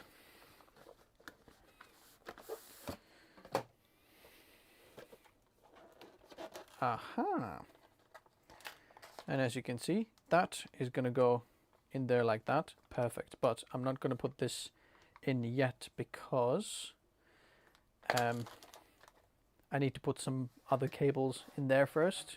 And then once we put them in, I'm going to put that one in. Oh, it's beautiful. Oh my word. This is going to turn out much better than I actually expected. Let's screw this GPU in.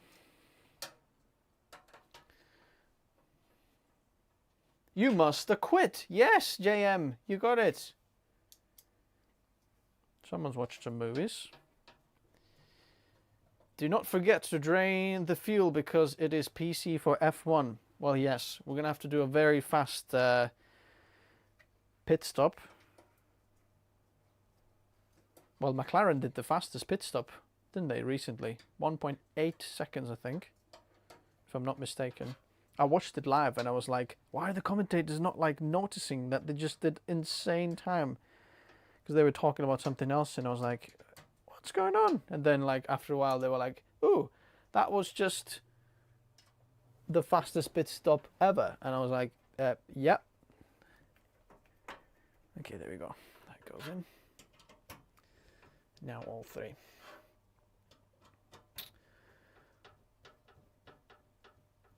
Will Matt have to use that ugly adapter? No. No, no, no. That's why we have ATX 3.0 power supply.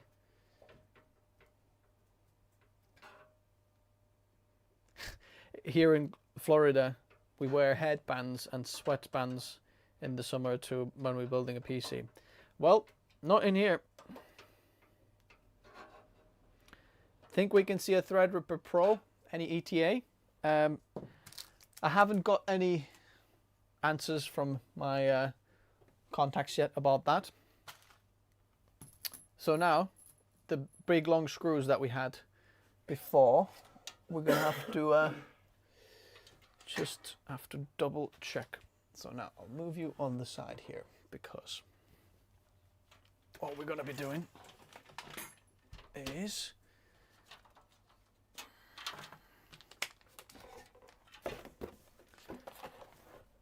there anything else here on the SOTAC? Okay, we have ARGB header, that ugly adapter that we were talking about, but we don't need that.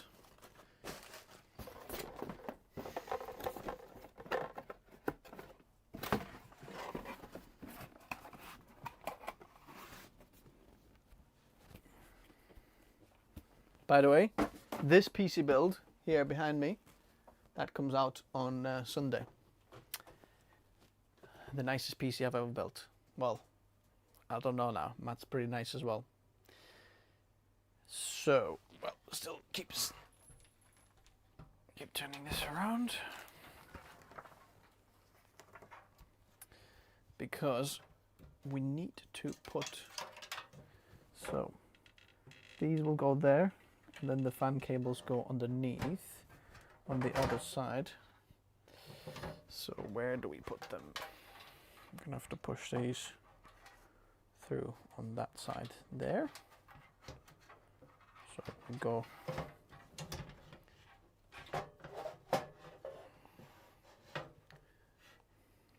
so there's no holes on the bottom, and it can't go through there because that's there, so we'll just have to push them cables through there. The ARGB header is just there though, so if I'm going to put the fans you see in the front here, just like that, the ARGB header, well, that should go, like, how is this gonna, let's see how high can we put this.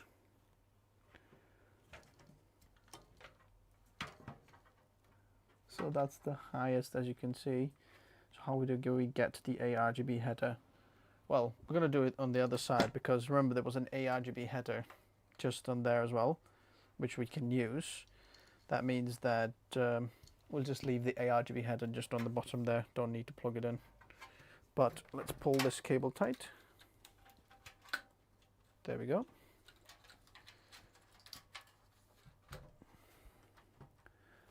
See, that's like the furthest up it can go.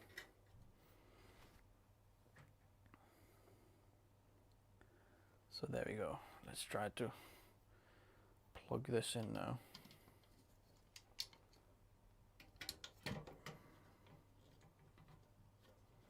Once we've got 2 screws in, it'll be much easier.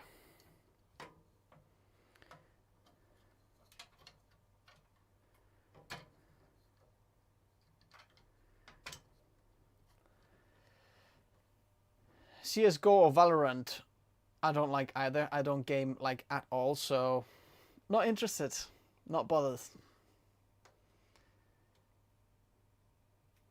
How many packs of beer will Matt put on the table after the PC is done?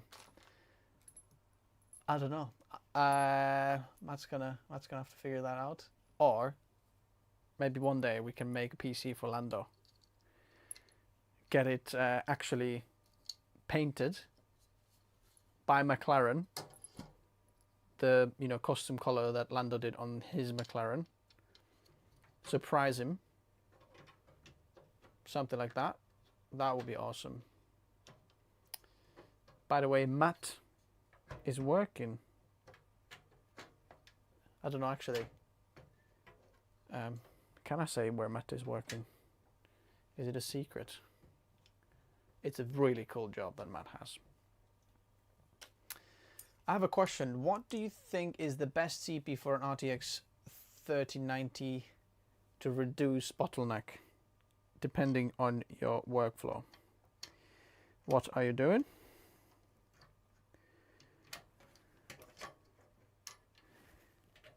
Okay, there. Yes, okay.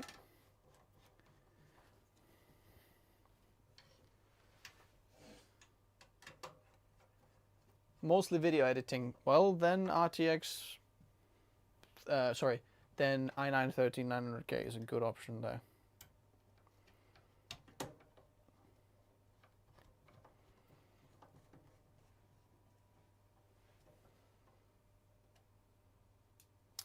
Why, can you explain why Matt has a negative air pressure with the fan setup like this? Well, it's very simple, because these 2 fans here in the front that push the air inside the case have to travel through the radiator, which means that the airflow inside is not going to be as big as like just without the radiator. So they're not just case fans that push the air in.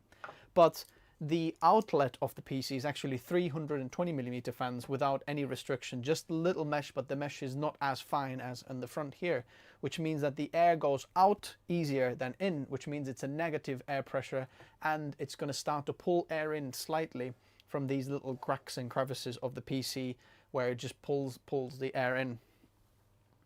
So that's why it's going to be negative air pressure in there.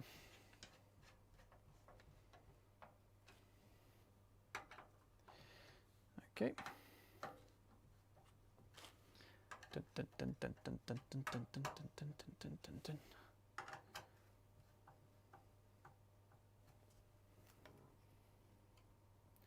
I keep getting a black screen a few minutes into doing the Windows setup for the first time. Do you know how I can fix this?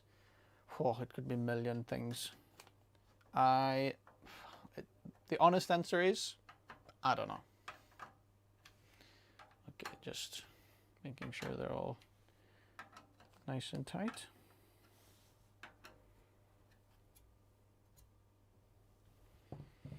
Okay, so that's plugged in. That goes in there very nice. Okay, let's see if that cable's still loose. Yep. We'll leave that one there. And now we can put the PC up on this way. Okay. So now these CPU cables that we plugged into there, you want to push through there and then out from the other side. So there goes one, out from the other side.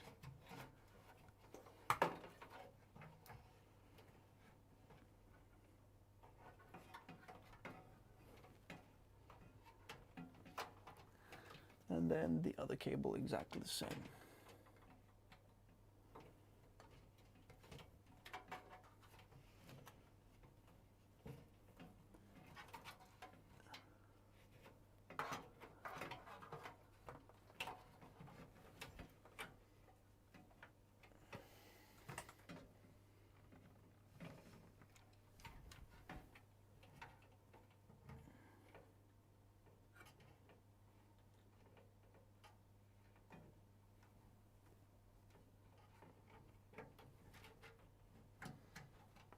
That on the other side there. Yeah, I'm glad I did those cables before. That would have been slightly complicated. I like the colors of this. I like it as well. How cool is this? These are going to be all green as well in the front and on the side, so it's going to be really, really nice. So, okay. I'll have to figure out this here now. So I've got these cables here. So that's gonna have to come out from here.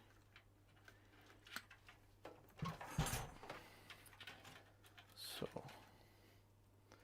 this is the one CPU header.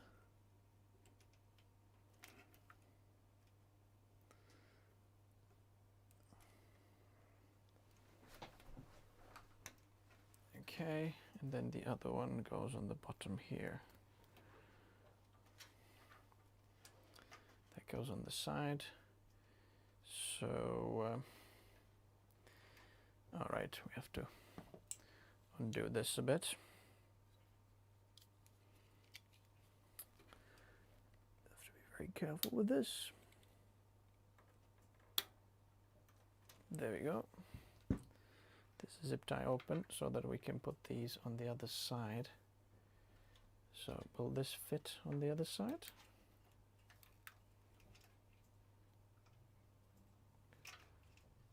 Nope, not really.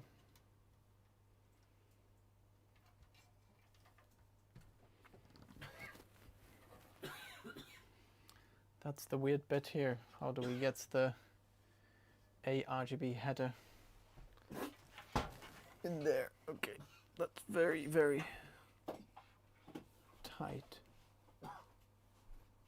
In there, we'll figure something out.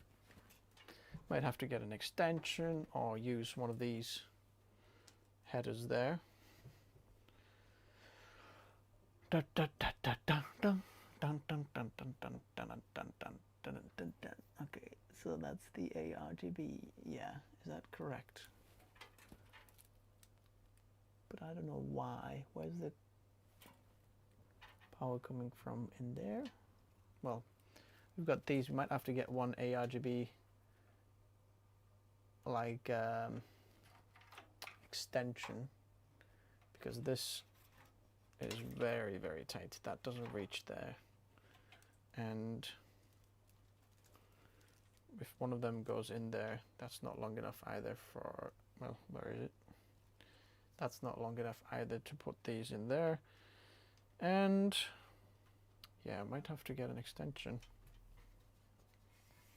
There's no holes there on the other side. Well, if you would have put the runs on the other side, there would have been a hole. See this here. If you would have been put the tubes up, then there's a hole. Can you see this here now? There's a hole in there where we could have put the ARGB header out as well, I believe.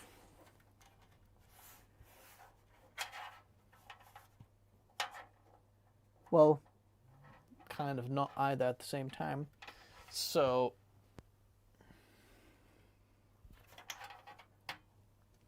there's absolutely nothing you can do. There's no holes on the bottom or on the side.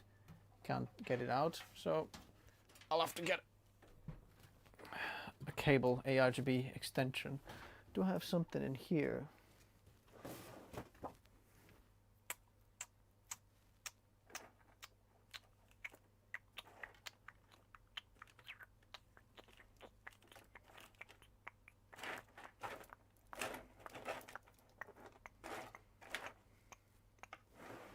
No. Let's just get the PC on and then installing Windows, and then we can do the rest of the things. I'm going to plug the small cables in now first. Okay, we'll take these fan cables, put them over the other side. This here.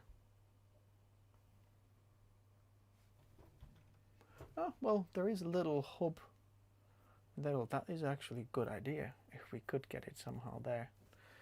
Wait a second. Wait a second. So, if we actually... This is the ARGB of this fan. Is there another way how we could get it closer to that over there? It's so close. That's so annoying. Look how close it is. Well, can you see it there? So this is the cable there, and that's the header in there, but it's not quite long enough to plug in into there. Otherwise we could have like chosen green from the top there. Is the bottom one the same? Yes.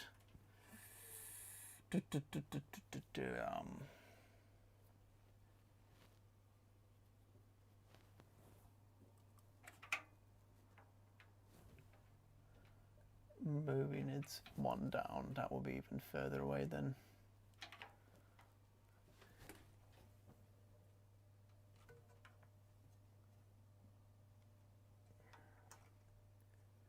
Unless, let me just see the fan on the other side.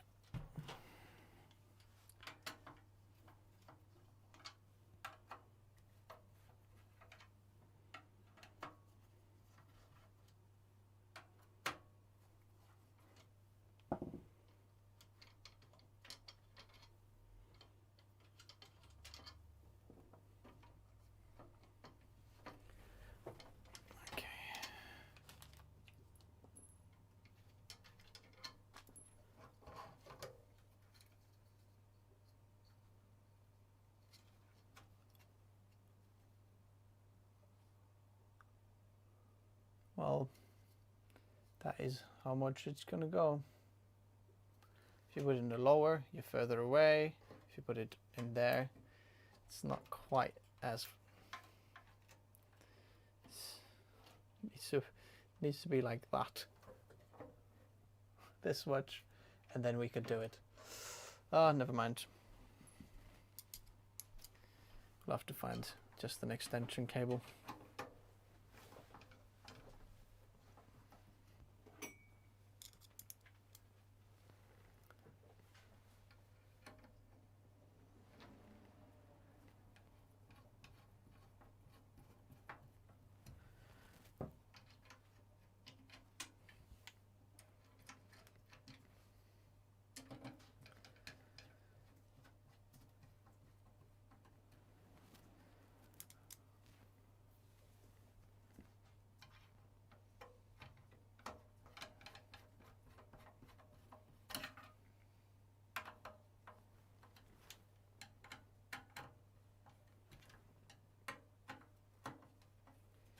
with PC building, there's always like a little hurdle, a little something that like is on the way that you have to figure out when building this. But I think that's what makes it also exciting, that you have to figure out these little things.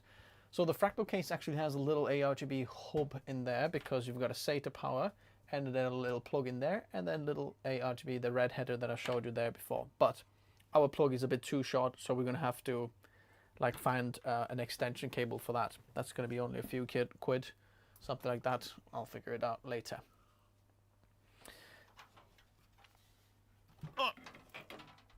So now I'll leave the CPU headers down here for now.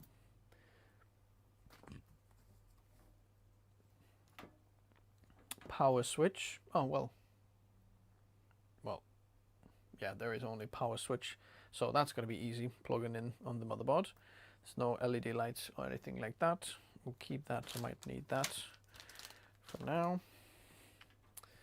And then, so HD audio will put through in there.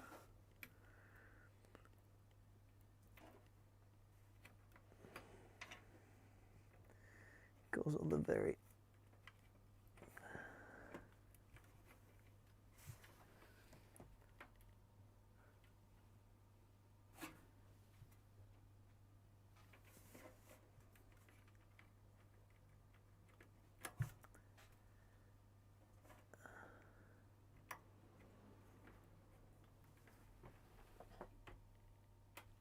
okay.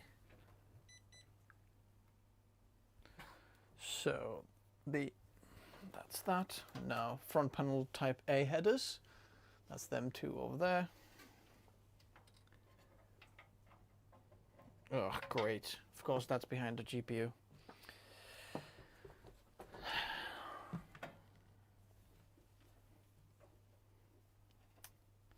Okay, so the header is just over there, and that's also behind the GPU. So plugging that one in is going to be a little bit tricky.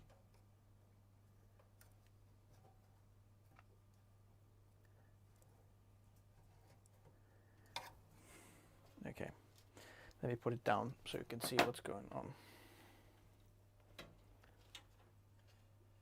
Well, actually putting it down is not as easy as doing it sideways. Shall I take the GPU off?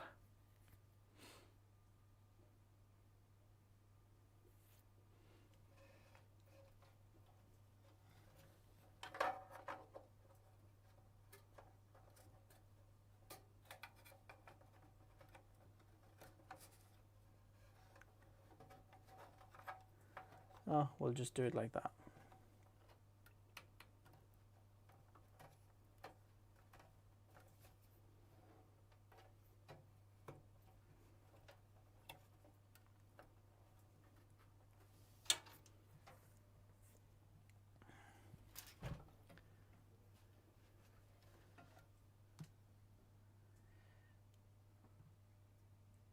Should we make it go up from the bottom? Yeah, perhaps bottom side is going to be better. So I'll take it off for a minute.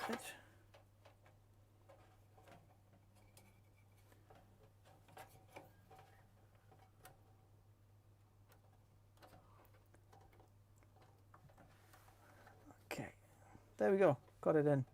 No problem. Hidden behind the GPU as well. As you can see, it's literally just behind the GPU, and I'll make the cable go like around there.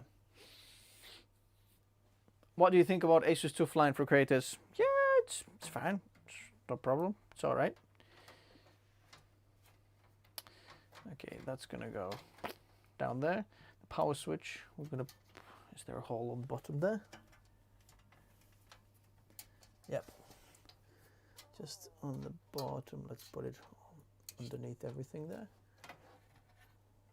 Goes through that hole in there. And we'll just plug it in. Power switch is the top one, isn't it? Yep.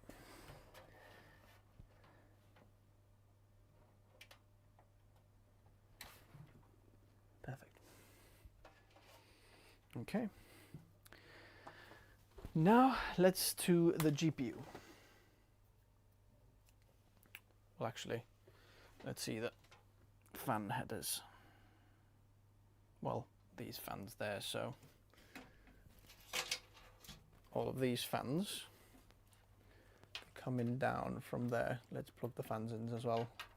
Then I can do the Elgato on the other side as well. Dun, dun, dun, dun, dun, dun, dun, dun, dun, dun, dun, dun. Okay, that doesn't reach. That's random as. Why is Fractal making this cable so short? I mean, look at that. It hardly reaches on the bottom there, so you'll have to plug it in somewhere on the top there. But oh, there's aerial pump header, that's fine. Where do we have them? We have them on the side. But the good job is the other fan cables are a little bit longer, so we can daisy chain them together.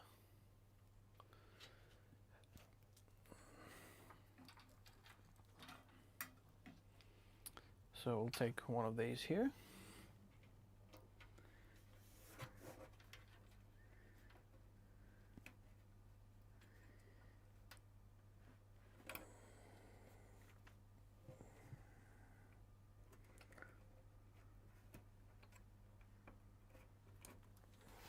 Okay, that's plugged in.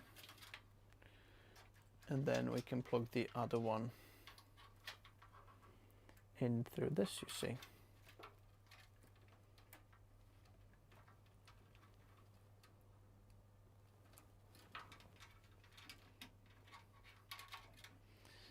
Okay, that's plugged in. Now let's take the longest RGB header as well, which will most likely be this one. And let's plug that in.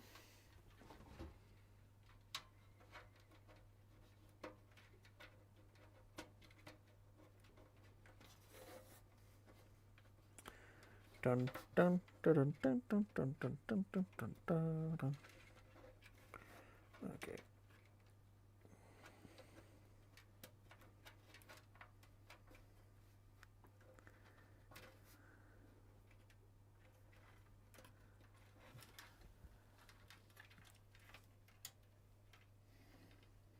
Okay, is there another one that's a little bit longer? No. Is there another ARGB header that's different? Yeah, well, we'll plug it in on the top there then. Okay, there's that. Shall we do it on the top or shall we do it on the bottom? Does this one fit? Let me see which one's longer. Yeah, that one's longer.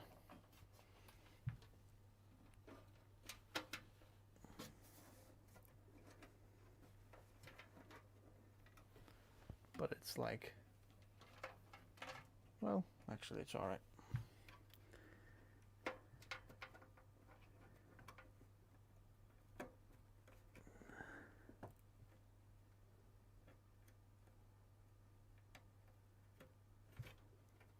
Alrighty. So here's the RGB header where we're going to connect everything together. So that will go here. Then these two. Boom. And then boom. And then that gets connected to there. Okay.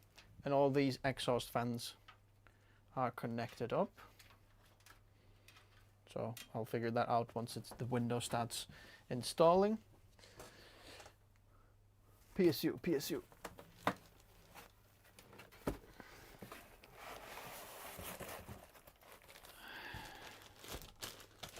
Okay.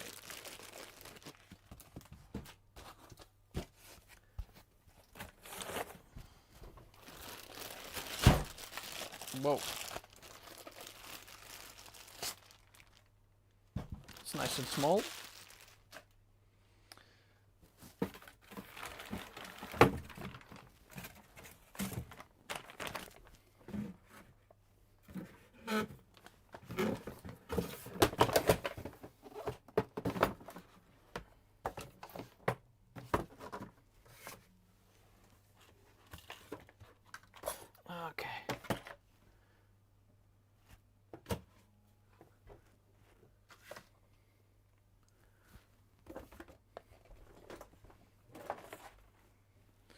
There we go.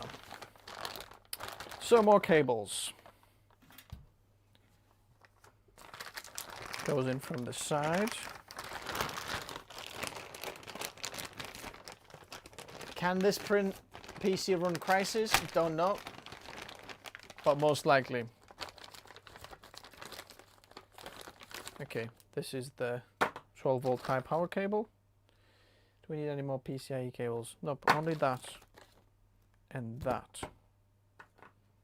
And wait a second, what does this Elgato need? Anything?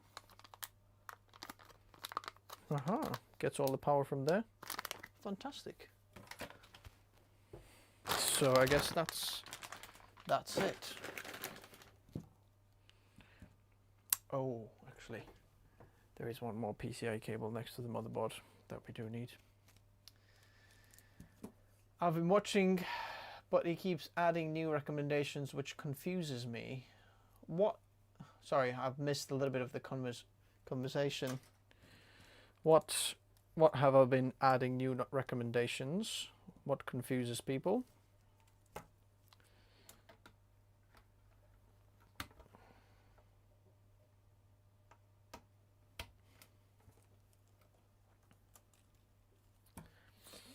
So that in there. See that connector here?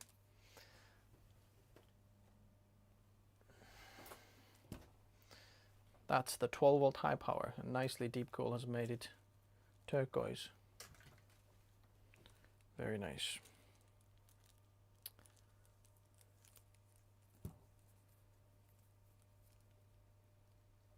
Any benchmarks forums I would recommend? Not really. TechNotice or technotiststore.com.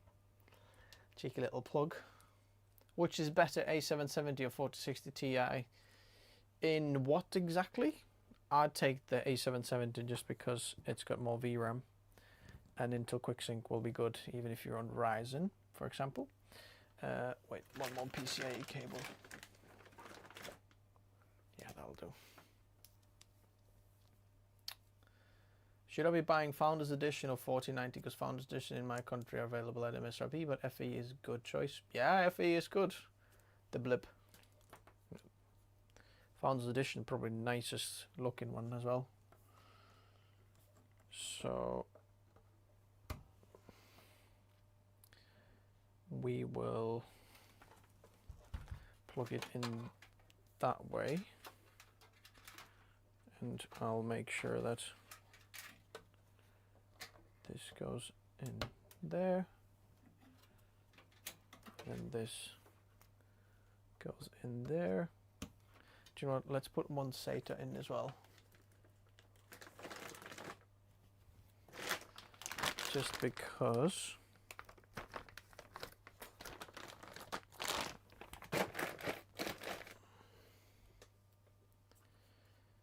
when we add the extra ARGB extension, if we use like the front panel one, which might be better.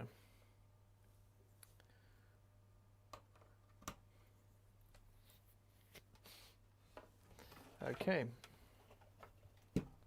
so that's gonna go in there, fan down.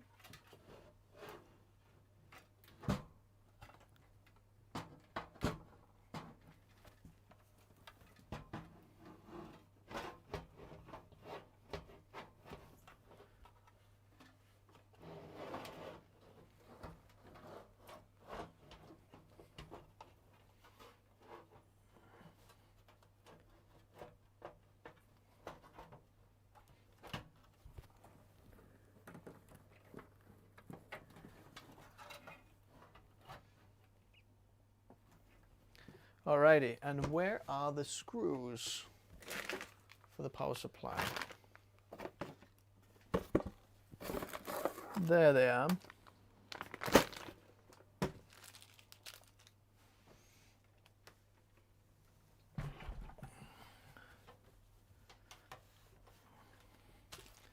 We're getting there.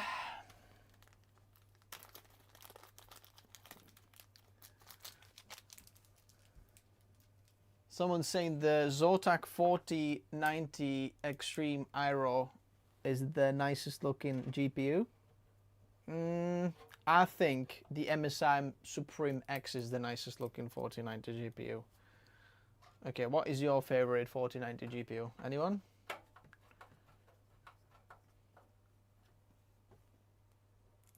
That's a tight squeeze, indeed. Tight squeeze is nice.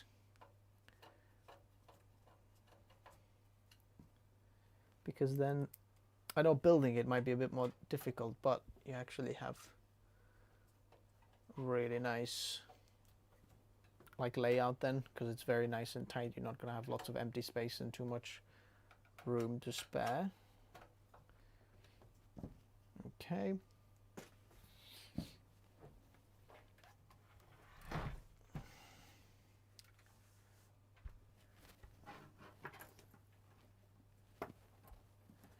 Okay, very soon we're gonna get the first post. Let's get these in.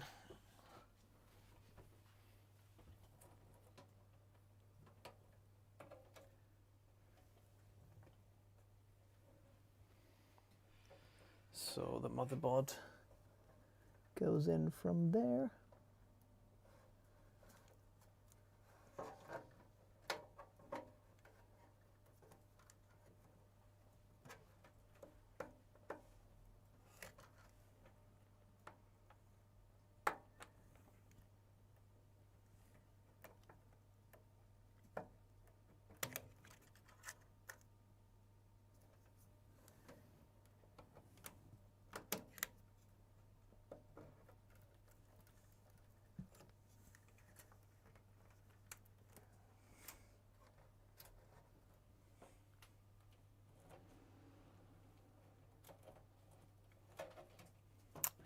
So that was the motherboard, and then also because this ProArt supports power delivery through the USB-C from the top, we're going to plug this one in next to the power supply as well. Oh, sorry, the motherboard power, that's just 6-pin PCIe cable. Okay, later on there's going to be something like that on the side. The fans will be blowing, the pump will be blowing. We'll sort these.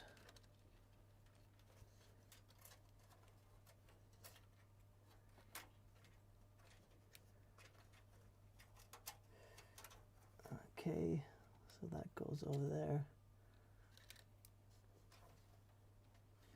That cable through the back over there.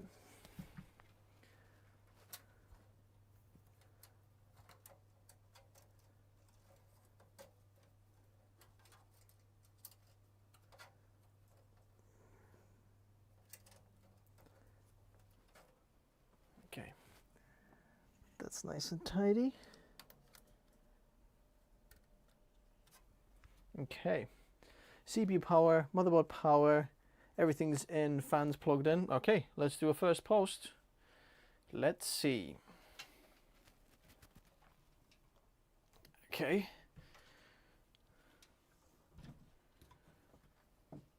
So let's get our power cable. I've got one here.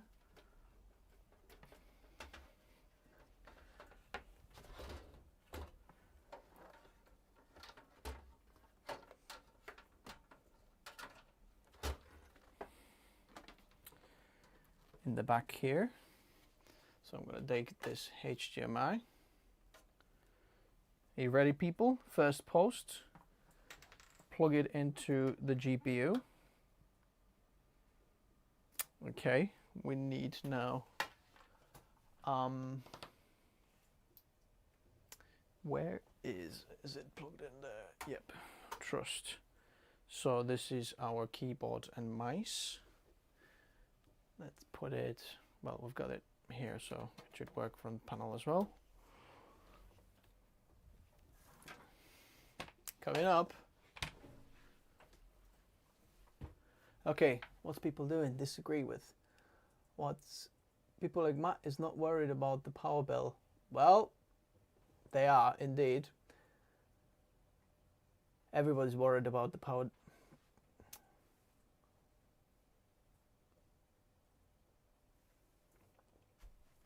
I think the PC is about $3,500, and Matt's been saving up for this for a long time. Okay, are you ready for this? Power plug goes in the back. These fans are gonna spin, but they're not gonna, the RGB is not gonna come on. And then, okay, I'm gonna pull the part. There we go. Oh, 1 second. 1 second. 1 second, people. 1 second, because we need our GPU power in as well. Someone forget that. Don't worry. Okay, where does it go? Okay, in there.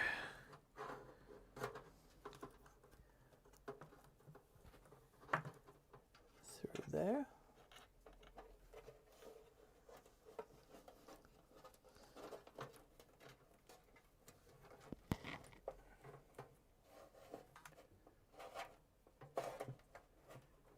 Okay. This is the 12 volt high power. As you can see, I'll show you. It goes directly onto the GPU.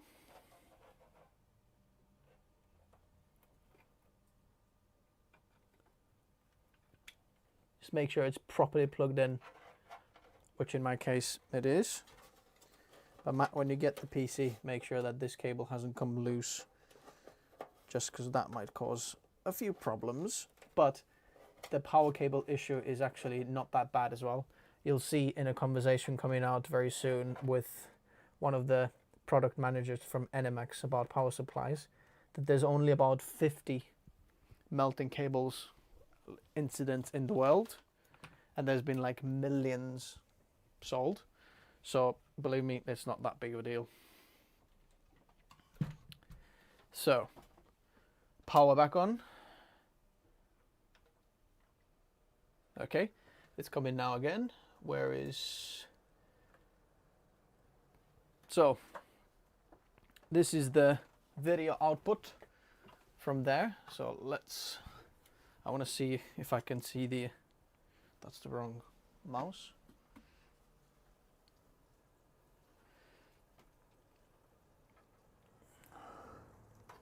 Okay, see if you can see this, see that there.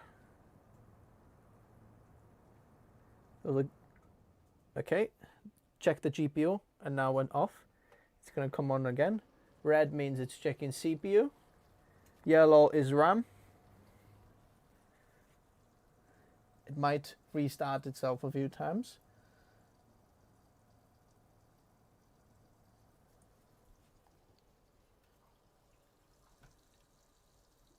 Just letting the air come out. I can hear a lot of air going through the pump there right now.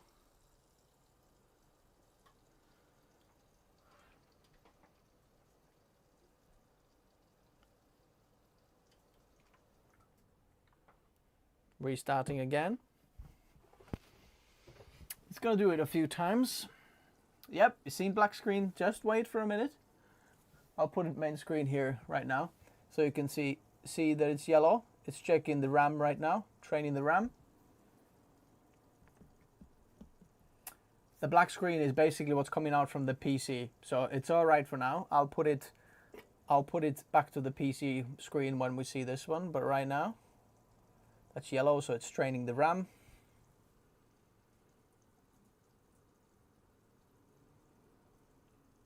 GPU, and went off again. It's just doing it a few times. Don't you worry.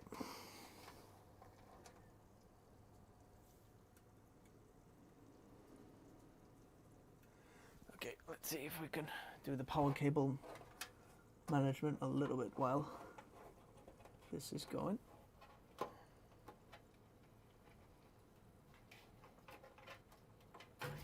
Ow!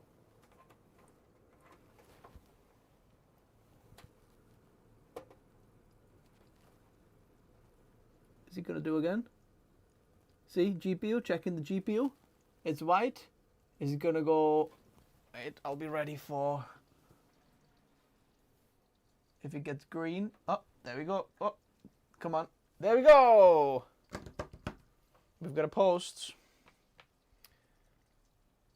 New CPU installed. Okay, here's what we're going to do first. I have actually prepared BIOS update for this. So I'm going to plug it in the back of the PC. I'll do that straight away.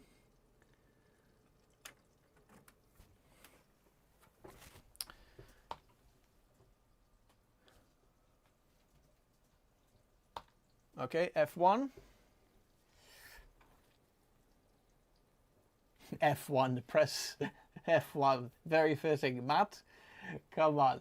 There we go. So here's our BIOS. What we do is F7, I believe. We're gonna go to boot. Is it here? Where is it again? Tool. Here. So here's this plugged in. I've put the BIOS in there. And it's this file there. So we're gonna go from version 0814, as you can see, to 1501. Blah, blah, blah, blah, blah. Yes, go for it. Press F1, that's very fitting. Do you want to read this file? Yes, come on then. So now it's updating the BIOS. Woohoo, first boot. Okay. Let it do its thing.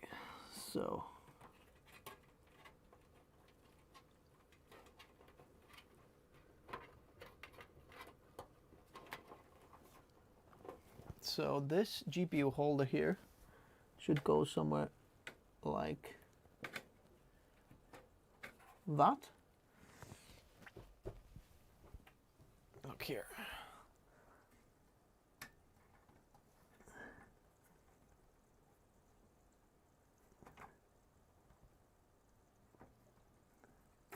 Ow! Don't touch the fans.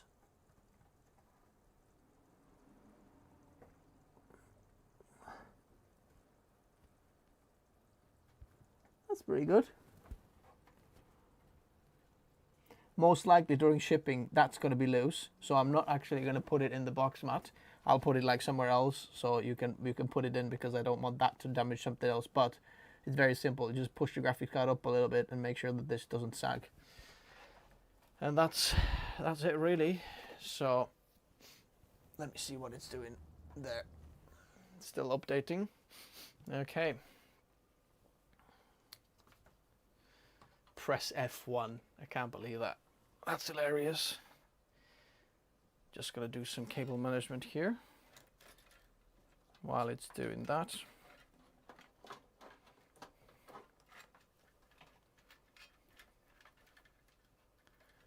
Dun, dun, dun, dun, dun, dun, dun, dun.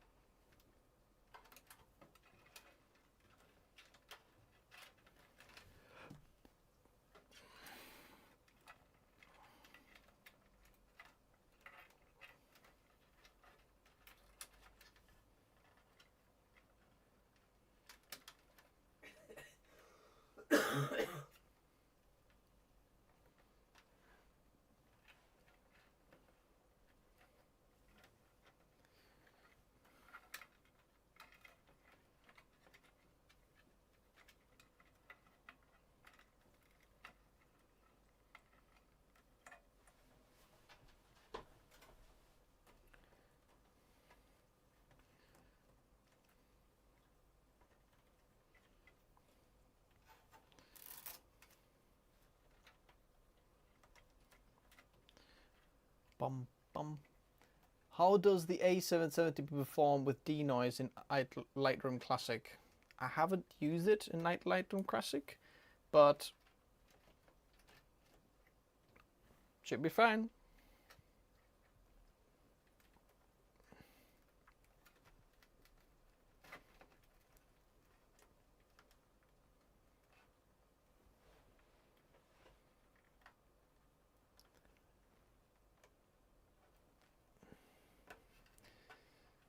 Okay.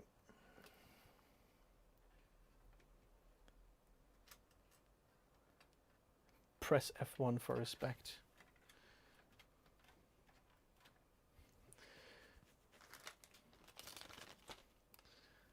Dun, dun, dun, dun, dun, dun, dun, there, there.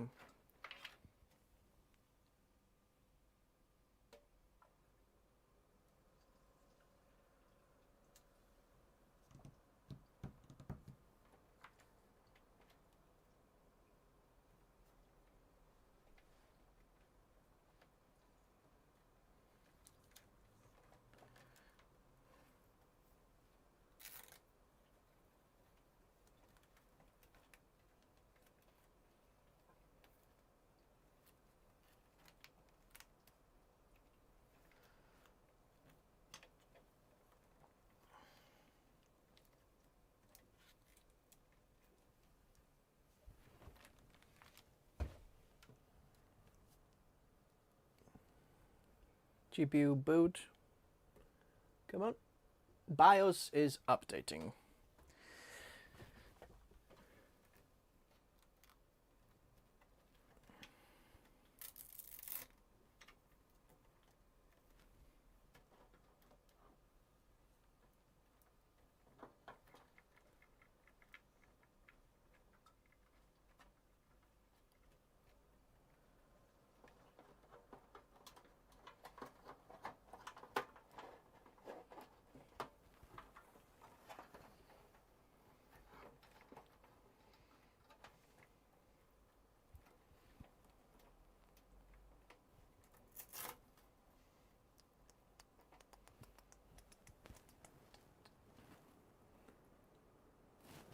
Testing the RAM.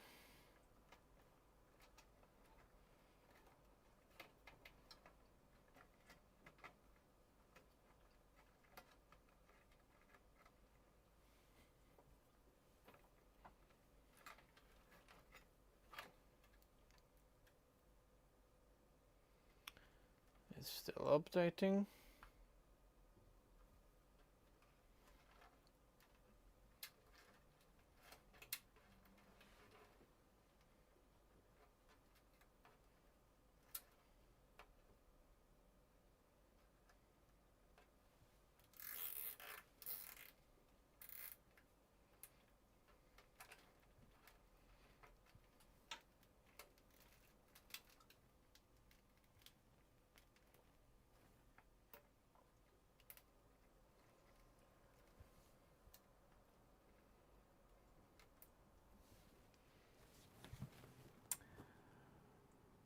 BIOS update makes me nervous. Yeah, it is slightly scary, isn't it?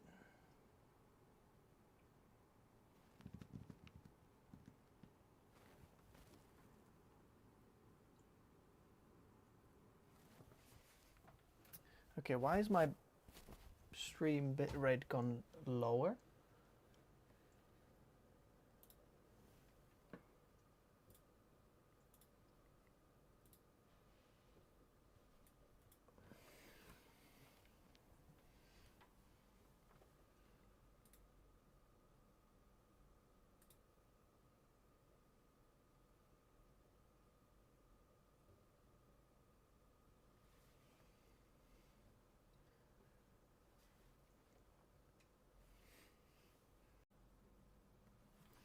Okay, there's going to be a little pause.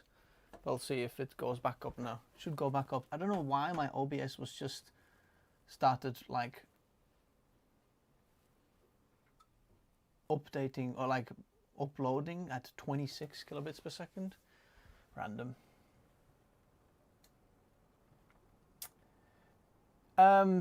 It's missing PCIe 5.0 Gen SSD. I think right now there isn't that big of a difference really if you've got Gen 5 or Gen 4. I think the Gen 5 is going to be such a downgrade just because the CPUs only have like limited amount of Gen 5 lanes. So when you plug in Gen 5, your GPU is going to go to like 8 lanes, which means that that's not going to be ideal.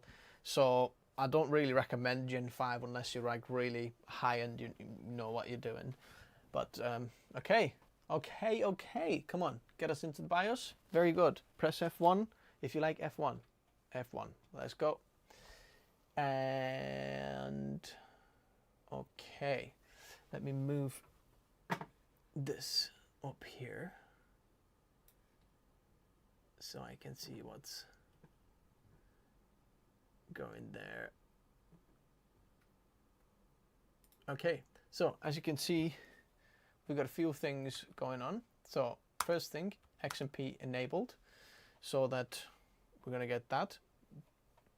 5600 CL46. Latency isn't that good, but it's all right. Let me just change the input for this so I can see what's going on. Okie dokie. So that's going to be on. We're going to press F7. Then we're going to go to Advanced, System Agent, Graphics Configuration, iGPU enabled, because we need that. And let's see, XMP1, there's no tweaked, leave that one on there. 52, no, 56 is going to be better. And 10. Okay, before we're going to press F10, I'm also going to put Windows 10. Boom. Install disk there. So when it's going to boot or restart, it's going to go straight to... Oh, not this one. Sorry, I need this. That's my keyboard and mouse.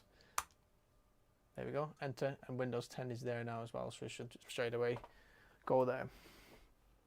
What is iGPUs? That integrated graphics in your CPU that is really, really important for you as a video editor.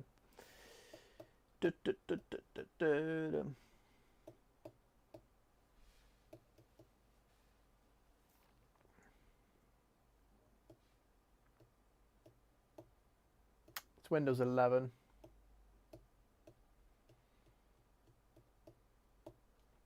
It's going to train the memory again now.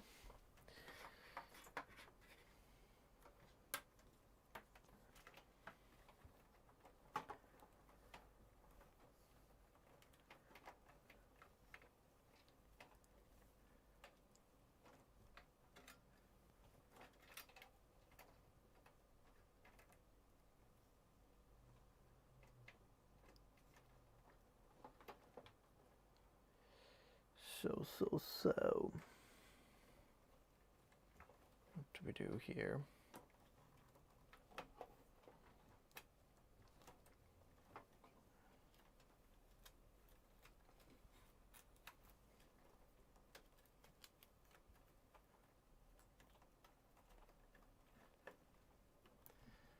Come on, Windows install. So I'll show you some tricks in here as well. So we're going to go next, install now.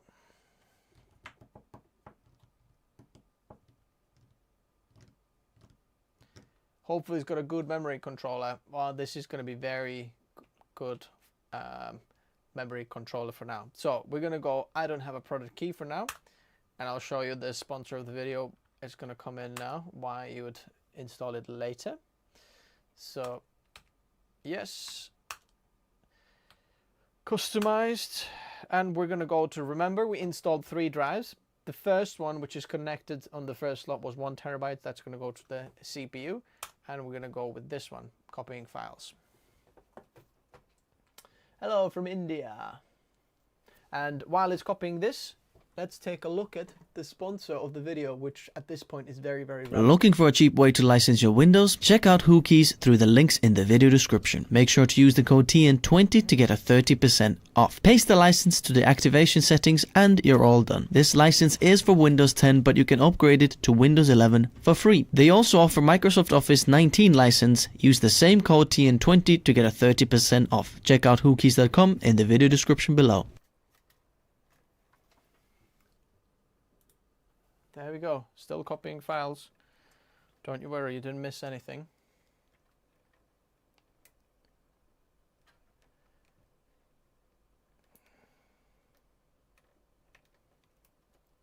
Okay.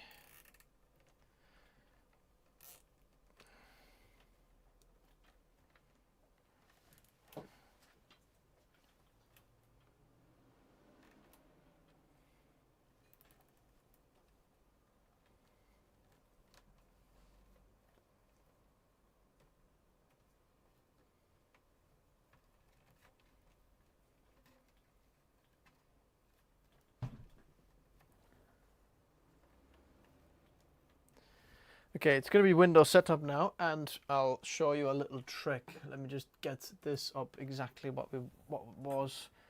Pass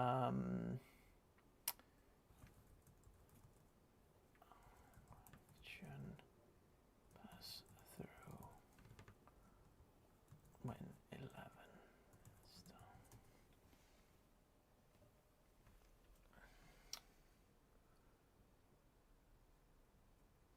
Okay, there we go.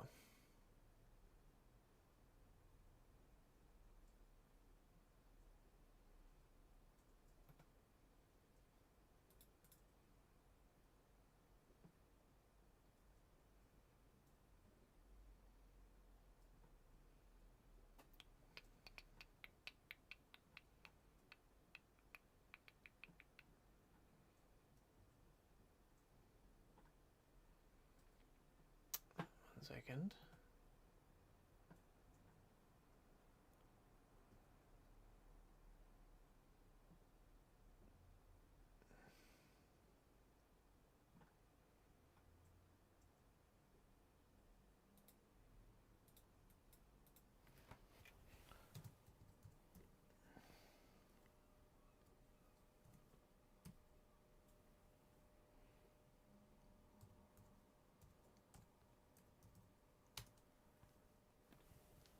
See. So here's what you're going to do. Now we're going to hit Shift F10. Boom. Then we're going to have to actually select that. Okay. And we're going to go OOBE. Forward or backslash, which one this is. And bypass NRO. Enter. Dum dum dum dum dum dum dum dum dum dum dum. All right. And watch this now. You don't have to. Yeah, that's it. OOBE backslash bypass NRO. Amazing. And then now you don't have to add all this stuff and make a Microsoft account, basically.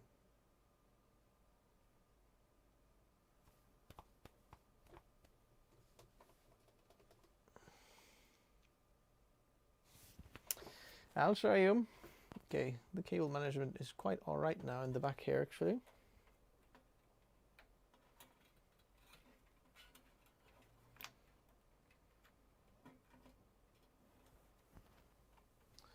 I'll have to find the 5-volt ARGB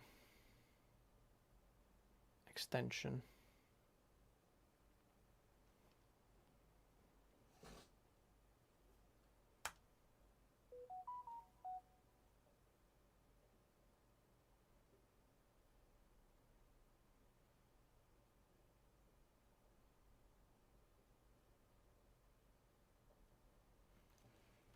Okay, United Kingdom, skip, connect,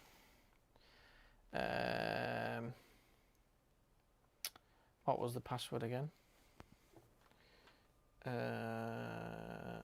think this one.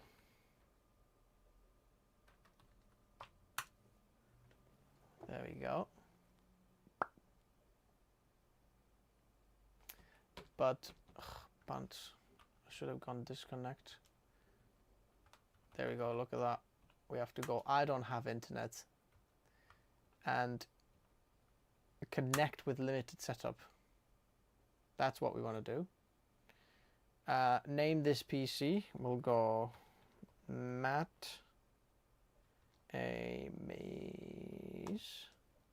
Next. Password. Matt, the password is 7410. 7410. Security question. Pet's name 0. City where you lived 0. Childhood 0. No one ever needs these. Nope. Nope. Required only. Nope. Nope. Nope.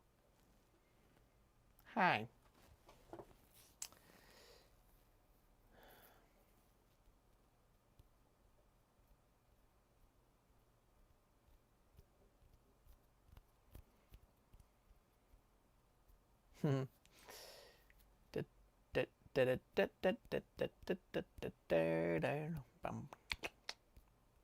Writing this all down. 7410. Just when you've got the numpad, you can just do very quick, like logging in when you go boom. You can just slide it as fast as you can, like F1 as fast as Lando goes past. And then it logs in. Okay. Let me see, where is the cable here? Okay, there we go. One extension cable, 7 quid, 5.99. Tomorrow, okay, so this is better. This is it Prime? Let me turn on Prime, see what comes here next first. Dun dun dun dun dun dun dun dun dun dun dun dun dun. Okay, where's the mouse? Anyone know where the mouse is? No, on the floor. Okay. There we go. Download Armory Crate and Land Driver. Yes. Oh, wait a second. Internet connection. So now connect to the internet.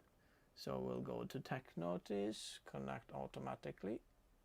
Oh, what's it doing? See, connected. It already did it. Remembered somehow the password. There we go. So now it's gonna download the Armory Crate. So let it download that. While it's doing that, I'm gonna go to updates. Check for updates. And we're gonna download all these. Now we can pull out this. Windows is installed. Also, Matt, if you're watching this right now, the sponsor of the video, or in the top links in the description below, if you can buy yourself a Windows license for very, very cheap, and then enter the key later into the settings there, and then boom, you've got activated Windows. Don't buy it off retail because it's like 150 quid or something like that. It's mental.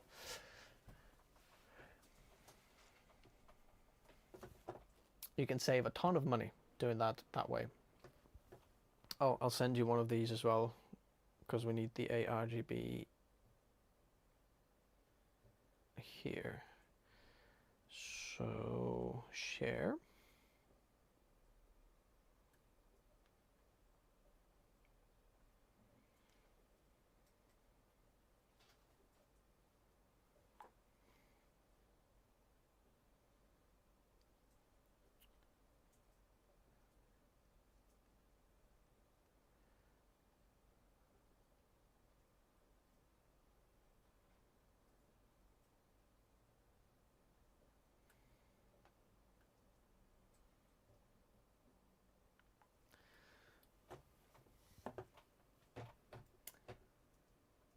I'll be taking advantage of that discount code this weekend. Thank you very much. Well, you're very, very welcome.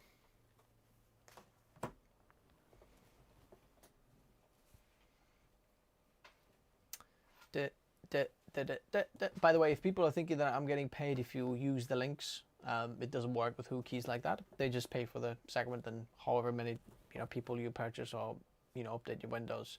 I don't get paid that. I don't have commission scheme of that. So it's going to install a ton of things right now. While it's doing that, what can we do? Okay, I'll just keep doing a little bit of these in there. Okay. So Matt just texted, said that he is gonna get the cable for this ARGB extension because they're too small for this, because you'd think really that you use the ARGB header on the other side, but just the way this case is built is not really working out for us like that. But yeah, and then the USB-C cable I'll be installing as well, but that's that over there. In a minute we're gonna install lots of different things, but yes, please install all the drivers for us. We'll get all of these updates installed. While it's doing that, Matt, what browser are you using? Are you using Chrome, or what are you using? Yay, super chat. Someone super chatted. Let's see what they said. Your regular viewer greetings. 100% Chrome. Yes, go on then. This is, watch this. This is so funny. Does anyone know what is the most searched Bing search? If anyone ever searches on Bing, do you know what's the most searched term? It's called Google Chrome. And I'm not joking. Well, it's actually Google, but Google Chrome is one of them as well. Download now. Download Chrome. Oh, let's put me in the other side because I can't see what I'm doing. There we go. Actually, let's put it bottom corner. That's better. And then now Edge wants me to keep, please don't make me the secondary browser. Watch this. That's the first thing we're going to do. Chrome all the way. 100%. I'm the same. Brave. Well, Brave's good as well. No ads, yep. Let's download Chrome and installing it. Watch this. Recycle bin. Recycle bin. Empty. Hey. Don't sign in now. Set as default. So what we go here is Chrome. On Windows. Come on. Where are you? Oh, sorry, here. Chrome. Boom. Set default. Needs to go to the farm. Set as default. Yeah, PDF. I'm going to change this as well to Chrome. So when you're opening PDFs, that wouldn't go. All of these go to Chrome. Okay, so that's going. So where is our Chrome? Here. Got it. Why is it gone unpinned from taskbar? What is this logo? Why is the Chrome, what is this normal logo? Where's the Chrome logo gone? Okay, we're going to download a few things. Hardware info 64. I should have gone accept all probably, because it's going to ask me it again. Disagree. So that's going to keep an eye on our hardware, so we can see if the... There we go. We're going to install that. We can check like how the temps and all these are going. English. Next. I accept. Don't worry, it's just installing the NVIDIA driver, so it sometimes goes black. We're gonna have to install a new one anyway, because the one that comes with Windows, it's an old one. Launch hardware info 64. Yes. Let's keep it going while it's there. Sensors only. Start.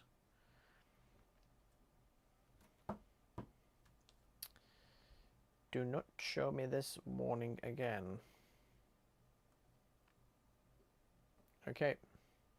So what we can see here is all the voltages, clock speeds. Right now 5.5 maximum, core temperatures, very good.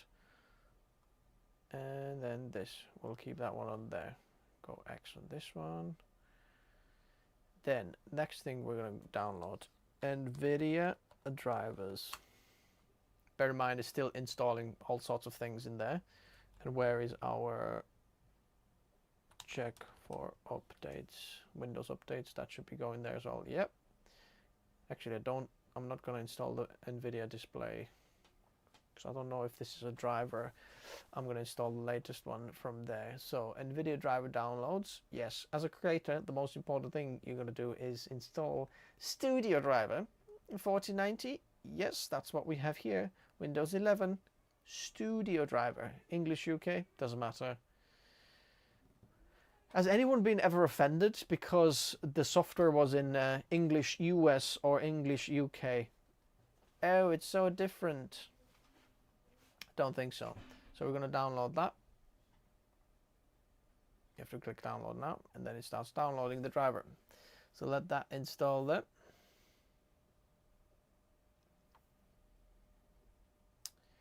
Uh, 13900K versus 14700K. I think the same performance. Actually, 13900K is better. 14700K isn't as good really. Am I happy with Windows 11? Yeah, it's fine. My personal one down there is actually Windows 10 as well, the one I'm streaming from, but it's because it's using a 10900K. Okay, it's once a restart, so we're not gonna do that yet. I agree. Oh, you have to scroll down now. I agree. Skip. Never show again. Cancel. So we want to go to here. Load the drivers. There we go. So all the drivers that all of your PC has on the motherboard and all sorts of things. I'm going to just download and install. So let it do its thing. So I'm not going to do a restart. I'm just going to restart one more time, like until it's all done basically there. So NVIDIA driver is installed. Then we go Intel driver support and assistant. We're gonna deactivate cookies, download now.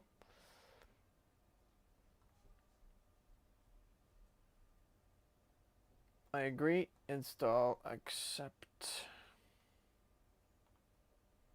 Let's do unpin, random. If I unpinned it now, it's better. Now it's back. Now we got a nice Chrome. Oh, unpin this. I don't think you need Microsoft Store either. So that's going to go. Then the next bit, what we're going to need is, actually, we're going to go to Microsoft Store. How many of you are using Quick Look? Okay. So you have to do Quick Look. It might be two separate words, actually. There we go. So I don't know, Matt, if you're using this or not, but this is a game changer for me on Windows. If you're used to using Mac and hitting that space bar, then this is going to change the game for you, because now suddenly it also works on Windows. So whenever we're previewing files or whatever, hitting space bar, that's going to do it. So let's try this. Space bar. Oh, is it on or not?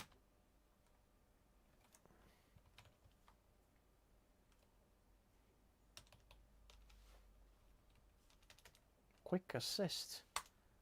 What is that? Is that the same as Quick Look? Can't see. Is the Quick Look there? Nope, not yet. Oh, quit OneDrive. I don't know if people are using. Yes, you can do that on Windows. I'll show you when it's working. Did I install Quick? Yeah, Quick Look. There we go. Look at that. We're gonna open this. So now when it's open there. So where is Quick Look? Yeah, there we go. That's Quick Look opening there. So when we go to pictures, please show me that there's another picture. Okay, let's go to this. Let's go images. Look. By the way, if you're also using A7S3 or 10-bit video files, Matt, when you usually try to play them back on Windows, this is not going to work. But with Quick Click, hitting spacebar, suddenly it works now. So what we're going to do is save image as, I'll just put it onto downloads, this random picture here. So now when we are on downloads, look at this, spacebar. Voila! You can preview files by hitting spacebar. Quick Look, the best thing ever. It's interesting, I've made videos all about it, but somehow people miss it. And then when you see like the full video, how someone's setting PC up, then you can actually do that. Yeah, it's gonna be a game changer. So launching this, so let's do the graphics. This is gonna take a long time. Installing all sorts of drivers and cheese. Is anyone else eating lots of cheese during Christmas? Me and my wife, just when it's Christmas time, we just buy lots of different cheeses, eat crackers and cheese. Anyone else has that, you know, tradition?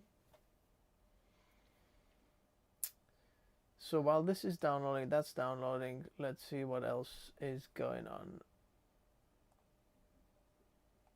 Audio drivers, let it keep going. Oh, our SSDs. Delete, yes, the shortcuts of Edge and that. So, as you can see, our PC, if we go here, this is the Okay, it's gone now there as well. So that was the BIOS driver there. Ugh, it's installing some kind of graphics driver somewhere. So as you can see, our SSDs are not showing up. So what you have to do now in order to get the SSD show up is hit the Windows button and type in format, create and format hard disk partitions. And it says, ooh, you've got 2 disks installed. Would you like to initialize them? Yes, please. Okay. And now you can see these black bits here. Okay. Right click, new simple volume, next, next, assign drive letter, put it whatever you want. Let's call it F just because, you know, F1. And we call this 2 terabyte. How do I know which one this is actually? Disk 1. Let's see if it's in here. First one is Solidigm, second one is Kingston, so we call it 2 terabyte Fury Renegade. Okay.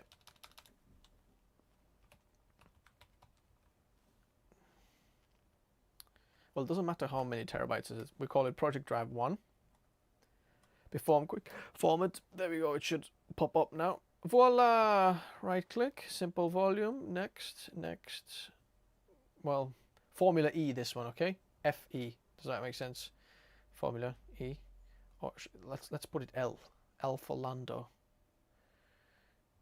N, and we call this Project 2. Perform a quick format, hit OK. And then now they're all there. And when we go to this PC, voila, you've got your 2 project drives. Okay, there you are. Remember F4 Lando and happy for Formula E. Shall we change it? Go on then. Properties, drive letter, details. Oh no. Wait a second, I might have to, if I do format. Oh no, I have to do it there. Sorry, it's going to be L for Lando. Come on, Lando. Next championship, we need a good car from McLaren and give Red Bull some, you know, actual there. Piastri and Lando, they were a very good team this time. Very impressive.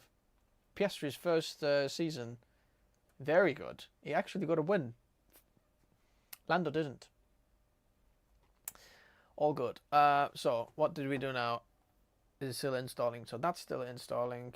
Let's keep that one. Oh yeah, we'll go to Microsoft Store. One thing that we're going to download here is Cinebench. Because now we can test if our CPU is performing well and how's the cooling, because that can fully utilize all of the CPU. Alright, let's download a GPU as well. Okay, install the graphics. To continue installing the updates. How do I afford all those PCs? Someone is asking. Well, this one is actually Matt's. This is not mine. But how do I afford it? Well, it's my job, and there is you just work with brands and partners, and you know, I provide the value, they provide the parts. It's a win-win situation. If you can't afford a PC, I think you do something wrong with business. Well, there is some truth in that, but because really for like $1,500, you can get a really good editing PC. $2,000, $2,500, you can get a very solid PC that you can start, you know, editing freelance videography. So you just have to do like 1-2 weddings for someone, and then you can actually buy yourself a solid thing. But obviously, if you're starting off, it's different. But if you're running as a business, you can easily build yourself a PC or afford one, hopefully, if you're doing things right. So we'll accept that. Wait, I'll have to put myself in a different corner now. So, shall we see what the temps are like? Here we go. CPU package. Power limit 1 is 253. I wonder if it's going to pull over 300 watts here. Let's go.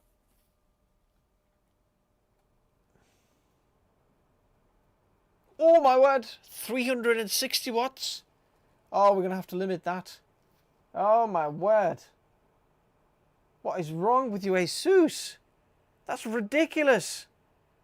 What are you doing? 350 watts? Guys, that pulls more than Threadripper. Let's not do that. Oh my word, I'm going to have to change that on BIOS. PL2 limit is like, oh man. Oh my word. Asus. That's the problem with like leaving it open. It's interesting with BIOS updates, that's gone worse and worse and worse and worse.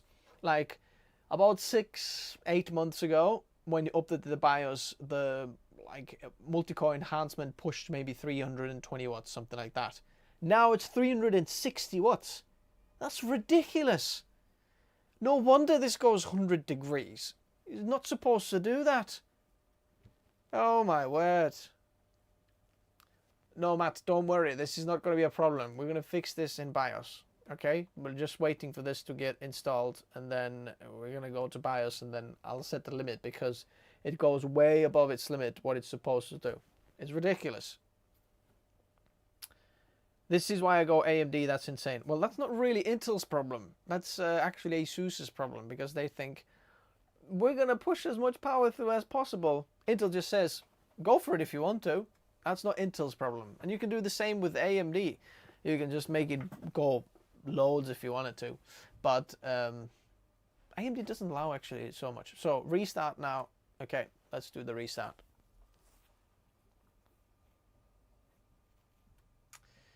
Dun, dun, dun, dun, dun, dun, dun, dun, dun, dun, dun. This is why people go to AMD. That's insane. Yeah, it is insane.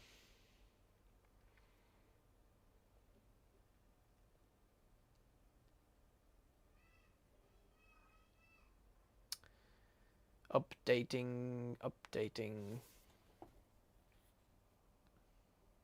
I have to do the RGB and put the front panel on.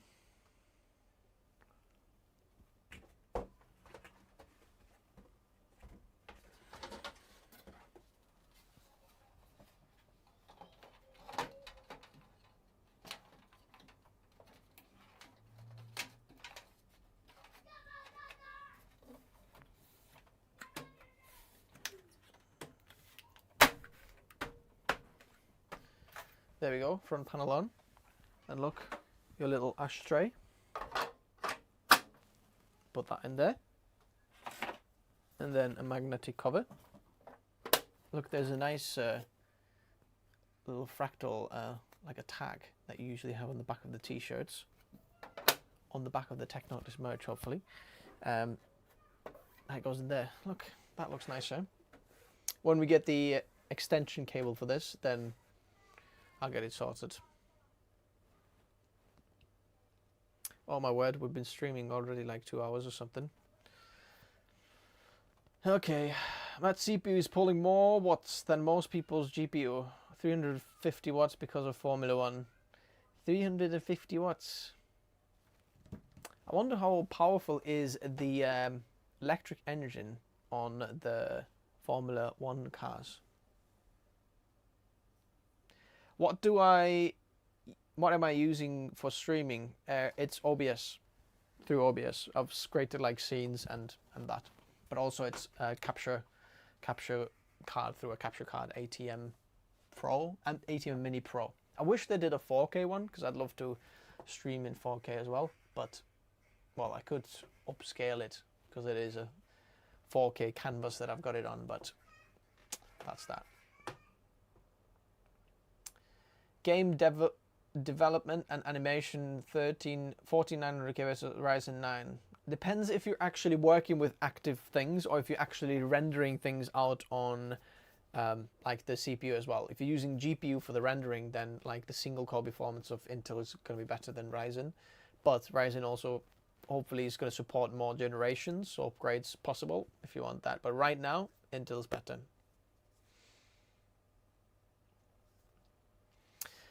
Come on, update after update. Oh, we're gonna have to install that as well. The Elgato capture card. That's a really cool piece of kit actually. It's Very nice and slim. And it says 4K 60 Pro. In and out, so you can just capture your one device. I wish they did like more HDMI ports than just 2. We'll install that as well. So it requires no power, just literally that. No PCIe power or anything. What's that? Ah, if you have it, a shorter one. Elgato sticker and one HDMI cable there. I'm gonna have to, HDMI cable mat for this. I'm gonna put inside there for you. There we go.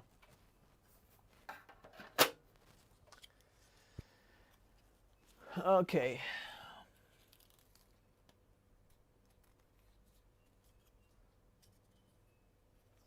Why stream it in 4K when YouTube's gonna compress it though?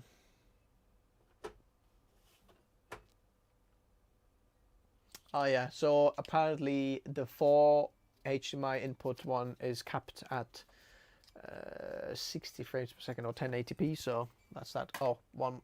So remember, password 7410. Look, you can just do it like that. Enter. If you have it as pin, I'll show you later as well. Look, one thing we're going to do now is set a pin.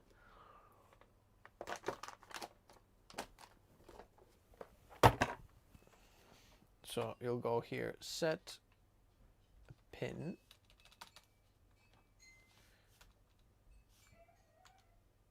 Not change your password. Pin Windows hello. Okay. Set up pin. You can put it something else, but wait a second. I'm gonna change the desktop name as well, but you're gonna put password in. Then now the pin is gonna be exactly the same. So now every time you log in, you can just go boom, boom, like F1, and then it's gonna go there. PC name. So rename this PC. We're gonna call it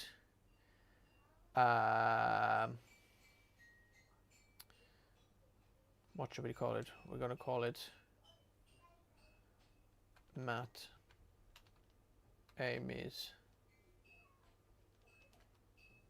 F1 PC. There you go. Next time you restart now, because we're gonna have to go to BIOS. So hit that delete button.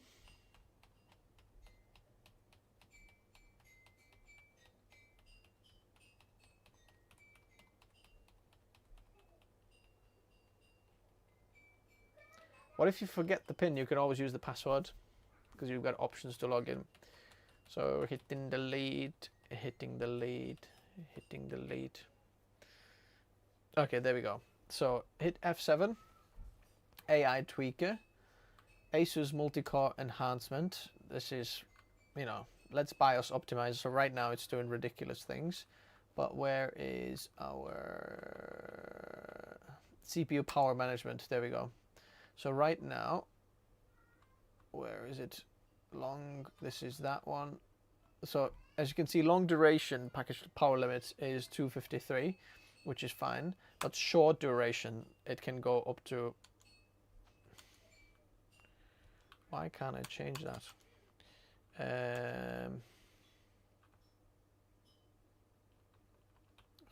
Okay, we're gonna turn this to maximum, but this short duration, why is it, do I have to set something separately in order to get, why can't I change that?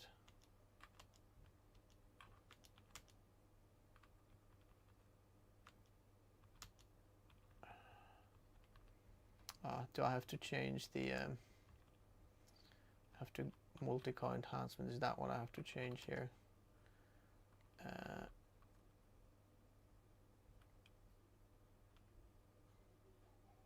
Disabled. No, let's go. Remove all limits. Is that how I can do it? Come on, power management.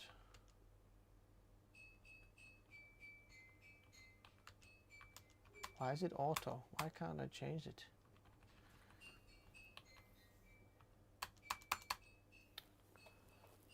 Probably what is what second is what the range you suppose max one.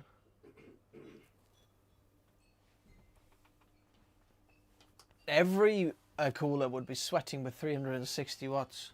Come on, even a, okay, why can't I change it? Something needs to be changed from auto to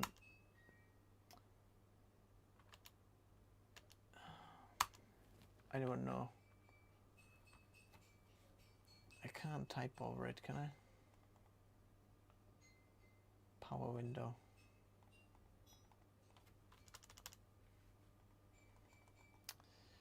Some settings.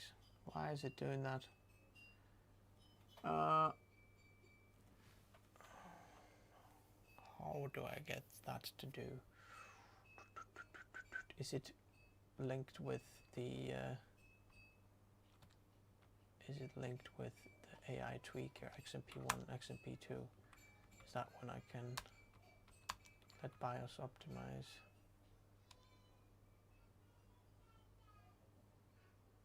ABT function. La la la la la. Anyone know what this is here going on? Anyone can help here with the power? See, it's still like.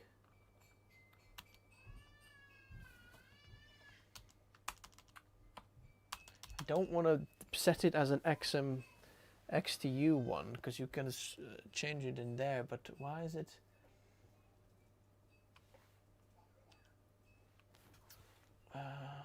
Okay, let's see if I can enable this. Nope.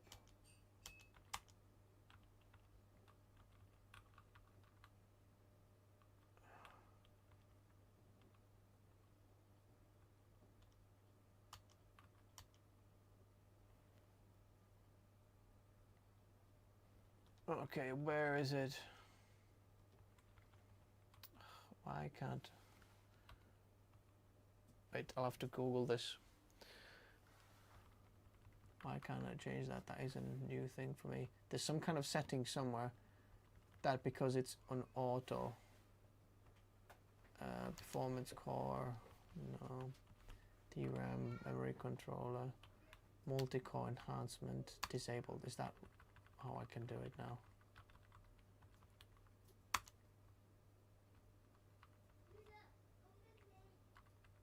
No, still there.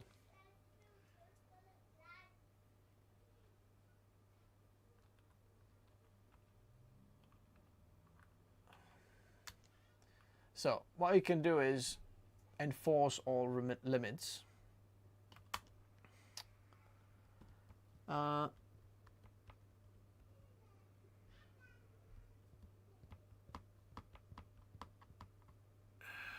Okay, what we could do is, why is it there?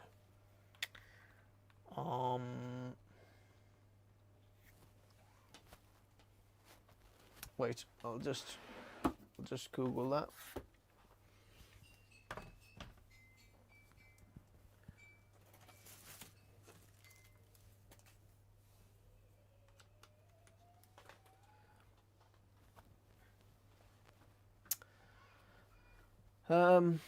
Your PC is too powerful. Yeah, I'll have to. I could get it working on XTU, but I don't want the XTU to always be the one that sets it on software. It would be much better if it was on, like done on BIOS. So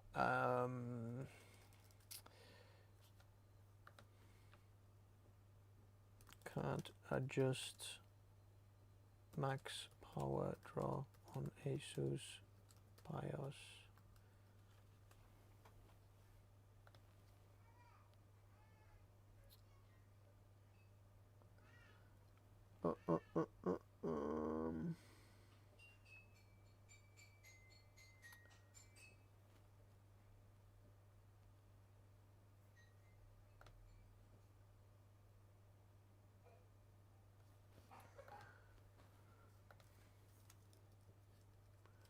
Can adjust PL2 limit.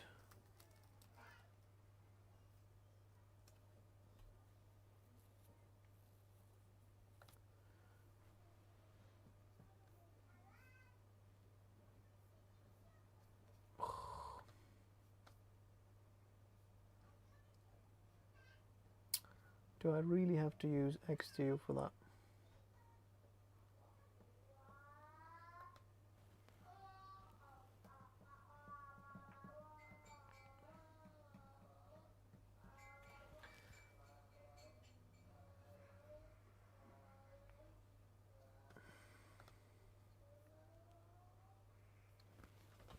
Okay, let's see.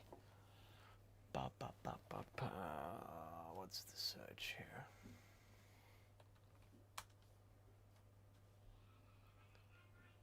CP power duty control.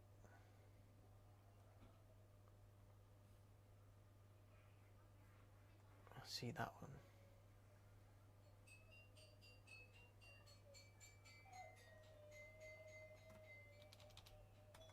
See, I want it. Oh, we can always do it through XTU if you wanted to. Go on then.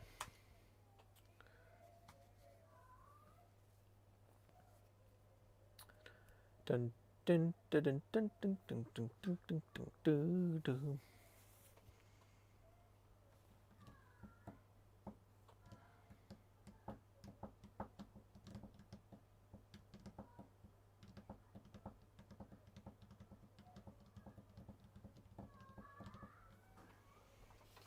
Should also install the. Oh, this is really nice. Let's get the RGB there going as well, sorted.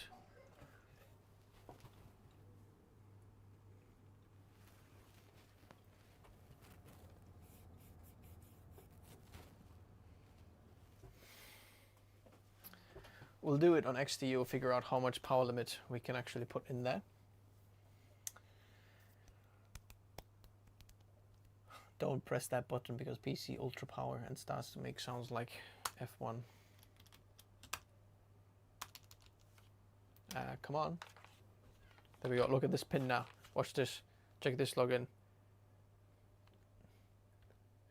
The lights are off and off we go. The lights are off and off we go. There we go.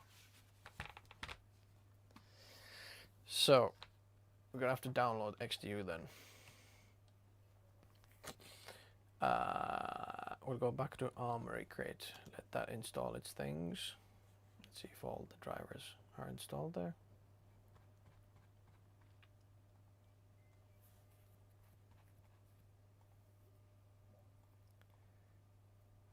Yeah, all the drivers are installed. That's perfect.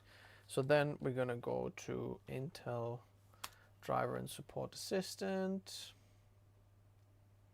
No, it was on because you could see that I only had 2 inserts of the actual keypad. It didn't do all of them. So now we're gonna install the iGPU. So if we go here, you can see that we've got our CPU 3900K, memory 64 gigs, 5600 megatransfers per second, SSDs, iGPU. There is some kind of driver, but we want the latest one. There's also a 4090 driver there, but we want the latest one as well. So everything's there. Next thing what you want to do is also here, when you're auto startup apps, there's loads of just rubbish that starts. For example, OneDrive, disable. Leave the quick look on because that's good. Microsoft Edge, disabled. Microsoft Teams, disable. Anything else? That'll do now. Begin installation, agree. Now, this here as well, customize, because we don't want the ARC control. It's rubbish. Execute a clean installation, yes. Enter graphics driver, start. Let's download Intel XTU. Intel XTU download. And then we'll figure out how much this cooler actually can hold.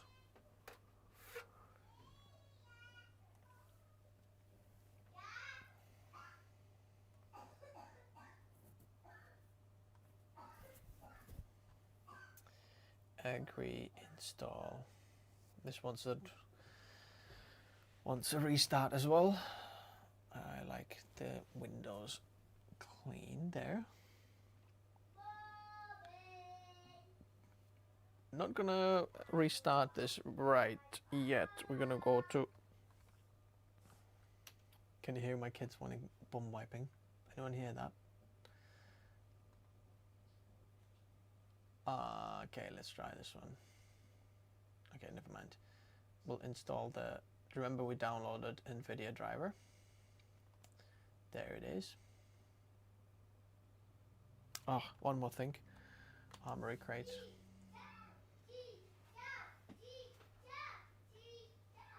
So we're gonna go to here, Aura Sync, select all.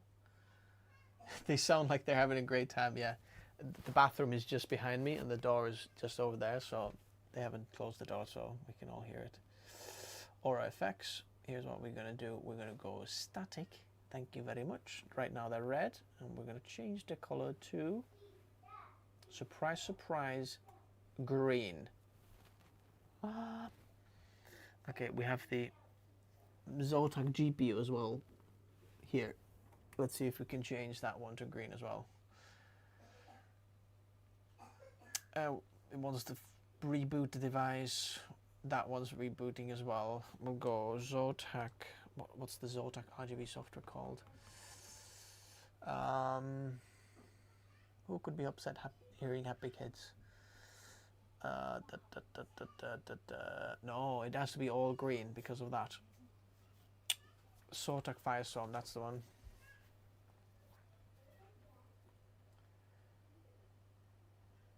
Okay, where is it?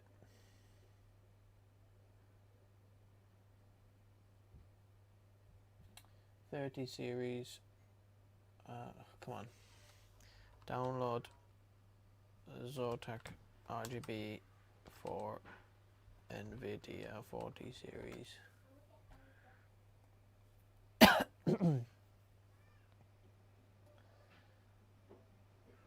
Download, there we go.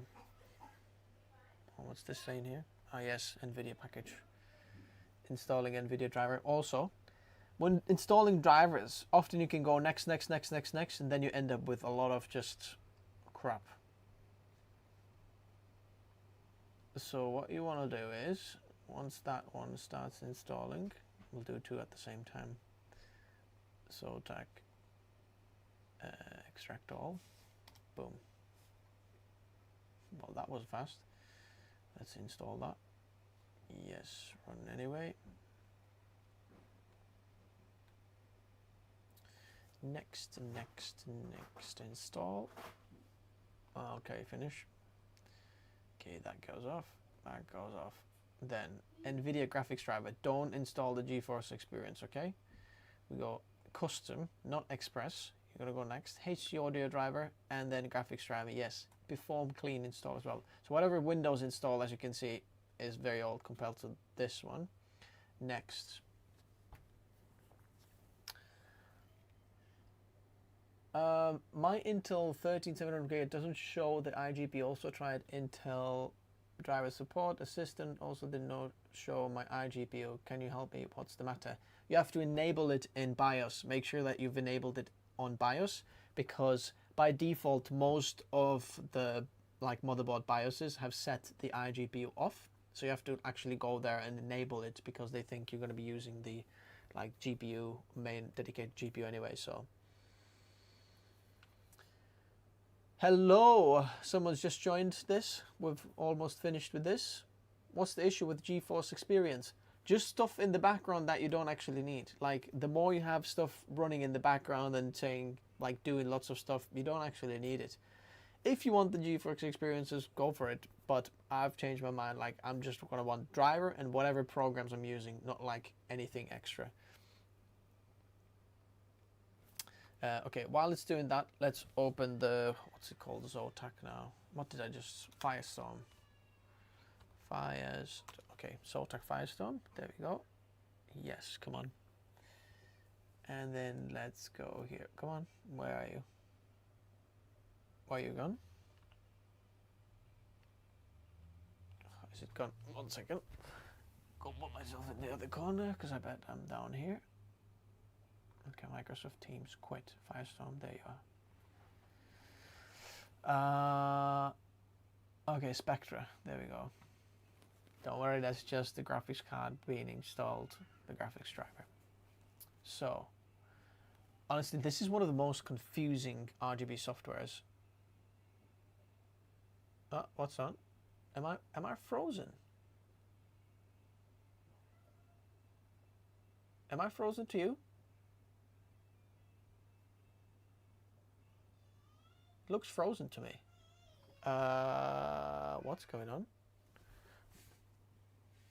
Okay, that was random. Wait a second. As soon as I go to 4, I'm being frozen. That is random. Look, that's frozen now. 2, 3, not frozen. 4, frozen. Let me unplug that one. Am I still being frozen? Nope. Plug it back in. Plug in. That is so random. That is absolutely random. Maybe it's the...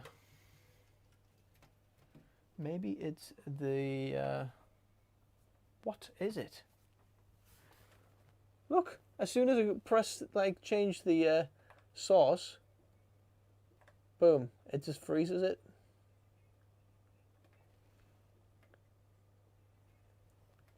But I can see the multi-view. 1 second. When I've got the multi-view on, is it because the Spectra is on?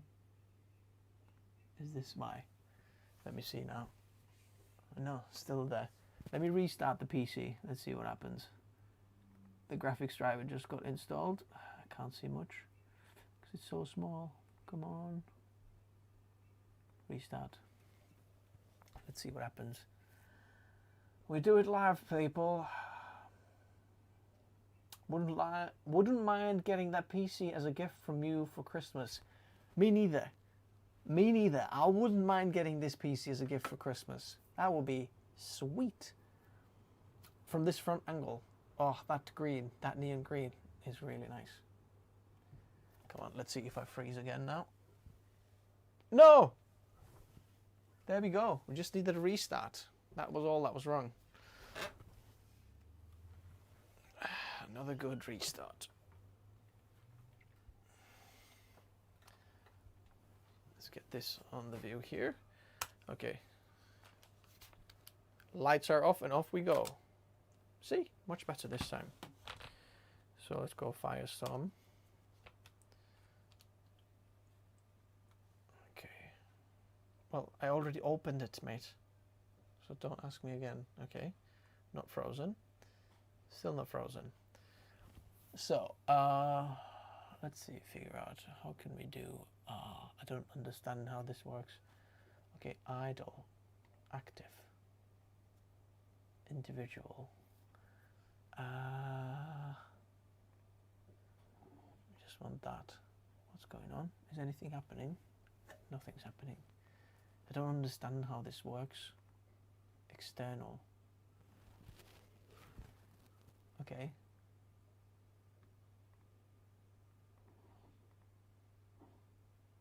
Right. Not rainbow. Standard effects, yeah. Static. Green. Why is it not on?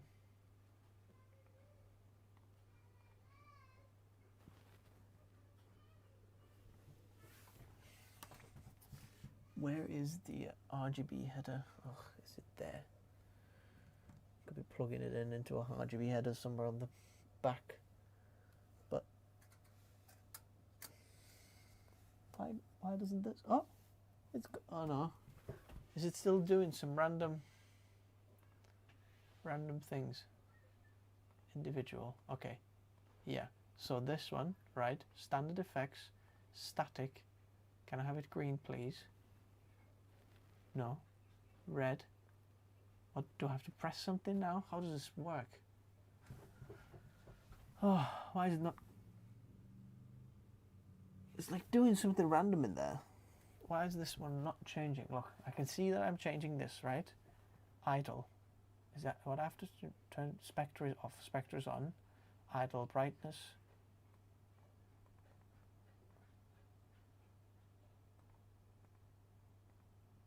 Standard effects, static. Can we have that green? Oh! Finally! I don't know, what did I press? Idle. Okay, so when it's idle, it's doing that. When it's active, let's put it green as well. Okay? Come on. Idle, both green. Okay, there we go. It's confusing that, isn't it? Okay, finally, that's green as well now. So we can turn that one off. So, updates. Let's see. Pause. Resume. Let it install those as well. So we did install that one in there. Look at that. It's all green now. That is nice.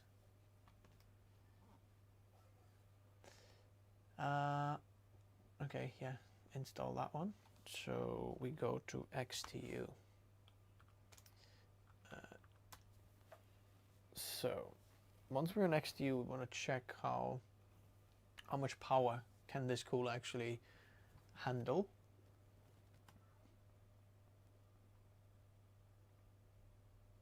Okay, sorry, I didn't read that. What did it say there? I've got some BIOS settings wrong, have I? What's it saying now?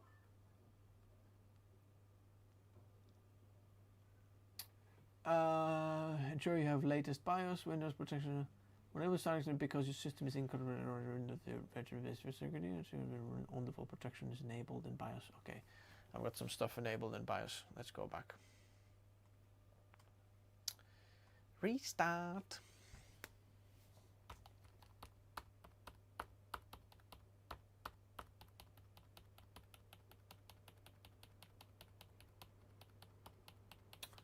This live stream has made me £0.95 chat revenue. There we go.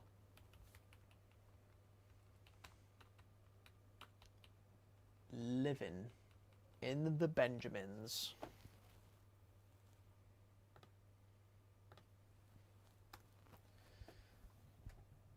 Wait a second.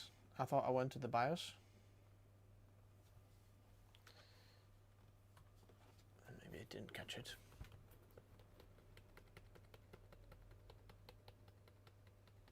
Am I a bit sweaty because no, this is not that hot actually this time. I think my thermostat is wrong. It's always showing about 25 degrees here. Hey! Ugh, it's doing that thing again where it's not going into the BIOS because the fast boot is on. Here's what we're going to do. I'm going to get a different keyboard as well because I know this is going to work then. Watch this.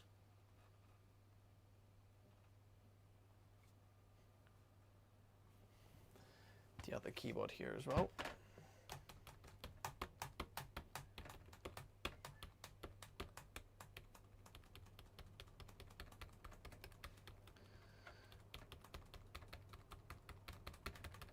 Come on, whack that PC delete button. Come on.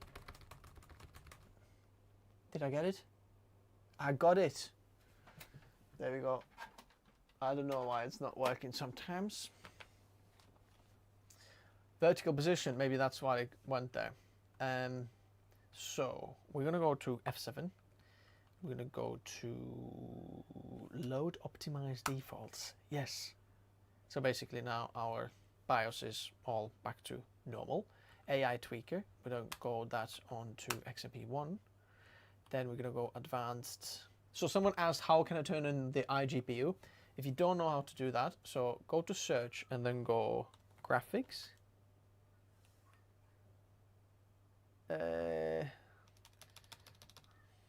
GPU, iGPU multi-monitor, okay? So that's what you're gonna have to change from disabled to enabled. And then that's it. F10. And then there we go. That should do.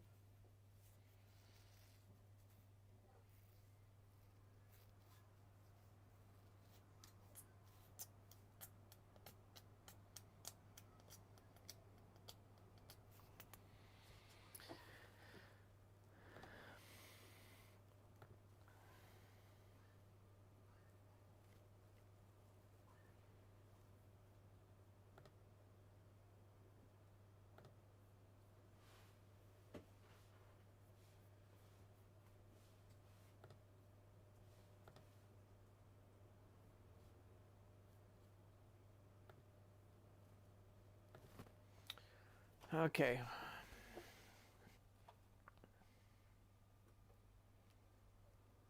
I think it's fine. Usually the voltage is fine.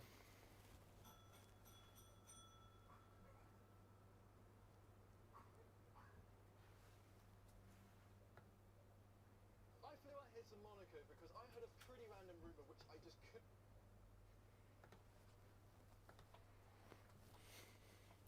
Matt, here's a question if you're still watching. Do you travel to every GP in the world?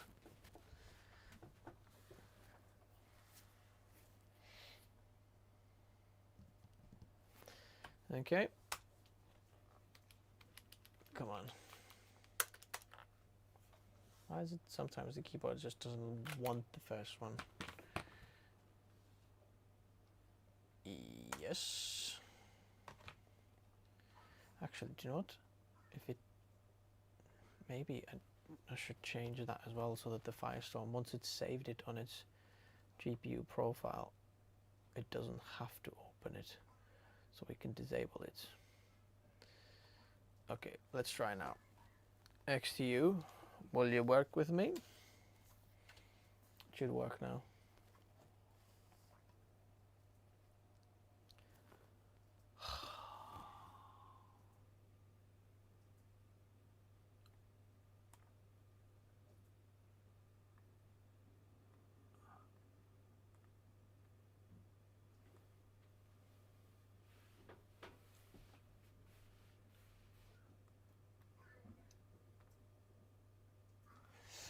Okay, I'll have to figure that one out.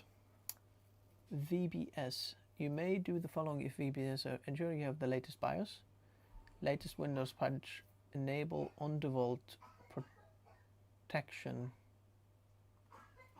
in BIOS. Updates. Let me see if I have got all the updates right.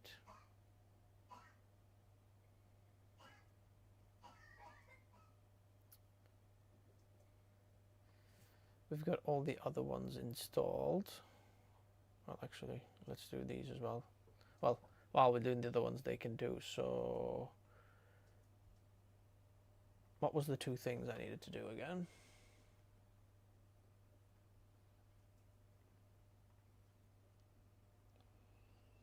Oh, so you're not traveling everywhere. Well, okay.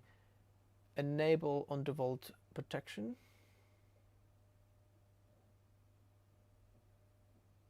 Virtualization-based security. Enable to start Intel Extreme tuning utility because the system is in compatibility.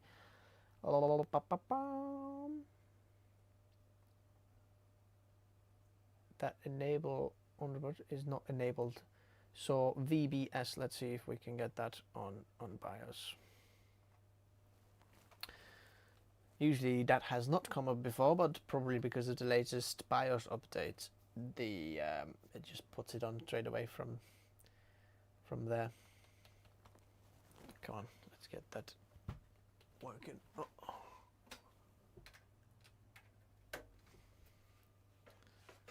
Vertical position, off we go.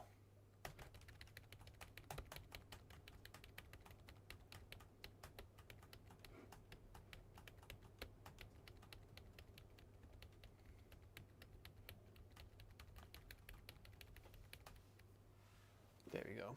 This is just a random Trust keyboard that comes with a mouse and a wireless one that I use for testing here. So let's search for VBS. Virtual. What was it called again? Oh man, I've forgotten.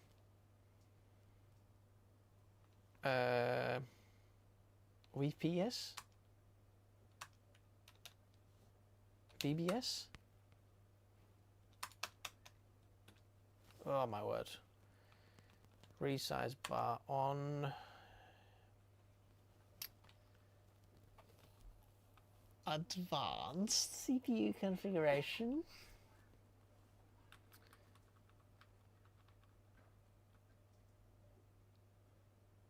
Wait a second, is that why it's... what was it called? VT. Let me see. No. Let's search again. Was it VT?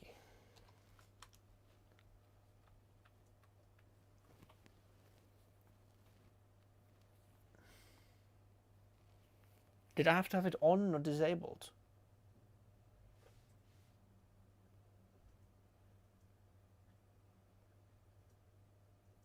I can't remember now. It should be disabled. Intel virtualization technology. Should that be enabled or disabled? Should be disabled? Well, it should be enabled. That's what it said, didn't it?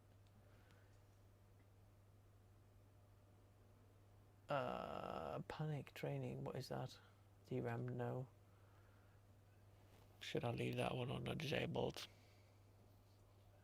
Well, let's put it disabled and see what happens. Cancel, no. F10.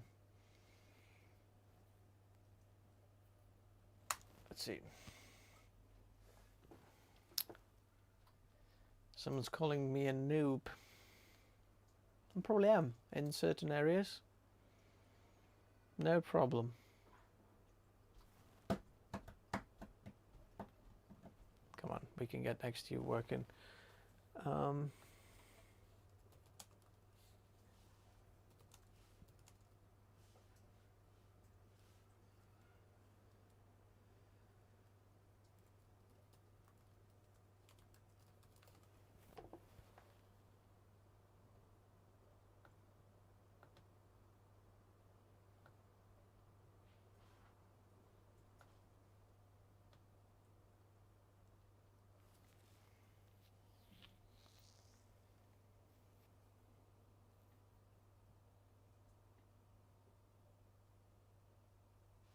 Sometimes you win, sometimes you learn, indeed.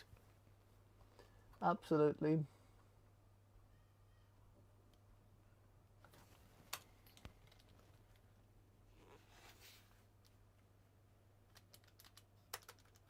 Come on.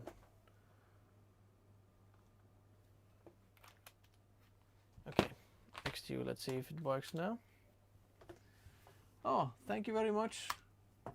First build using your advice and I could not be any happier. Thank you for all you do. No, thank you very much for the super chat. You did not have to do that. Okay, VBS. Let's see Windows VBAs.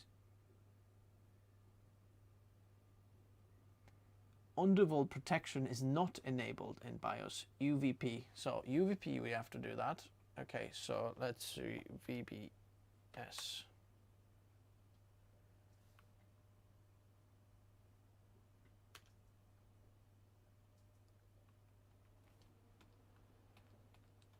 Sorry, I've already forgotten. VBS.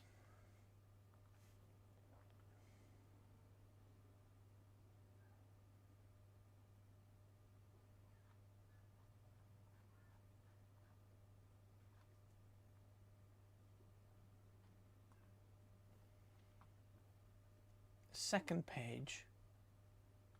What do you mean VBS is working? I don't get it.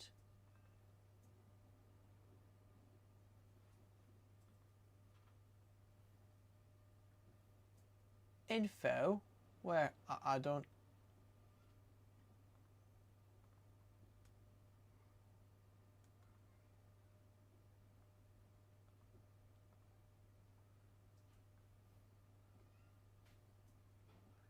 See bottom.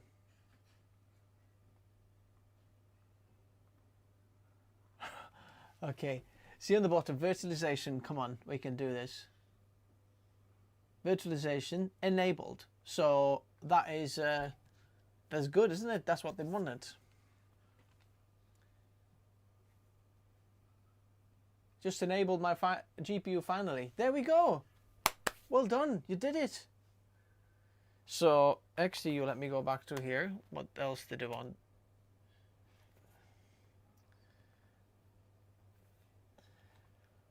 Okay, undervolt protection. is not enabled. You may do the following if VBS is enabled. Latest BIOS, yeah. Latest Windows, yeah. Undervolt protection in BIOS. Okay, let's find that. Undervolt protection.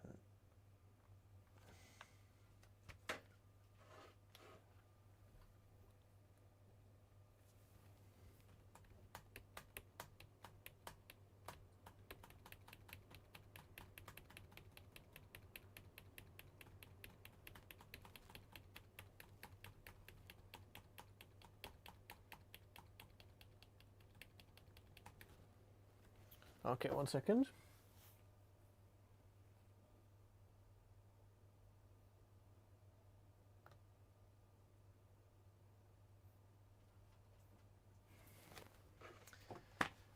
Okay. So we're gonna go to, first of all, put that VT. We'll put that one back on because that didn't do anything. Then we're gonna go to here.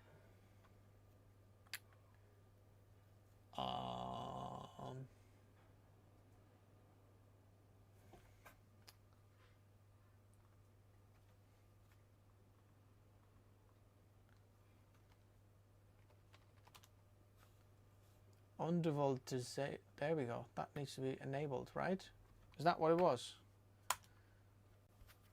That's what we had missing, I think. Oh, wait a second. Maybe that's why I couldn't get these working on BIOS either.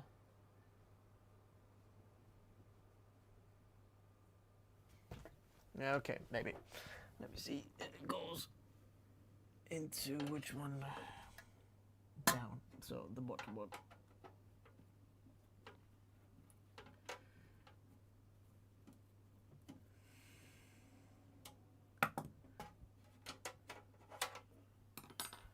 All right, off we go.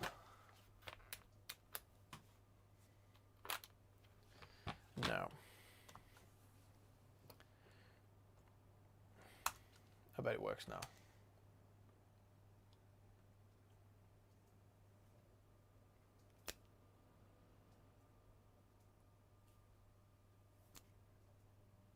Yes, it's working. No, I don't want to participate in the program. So here's what we're going to do. Cinebench.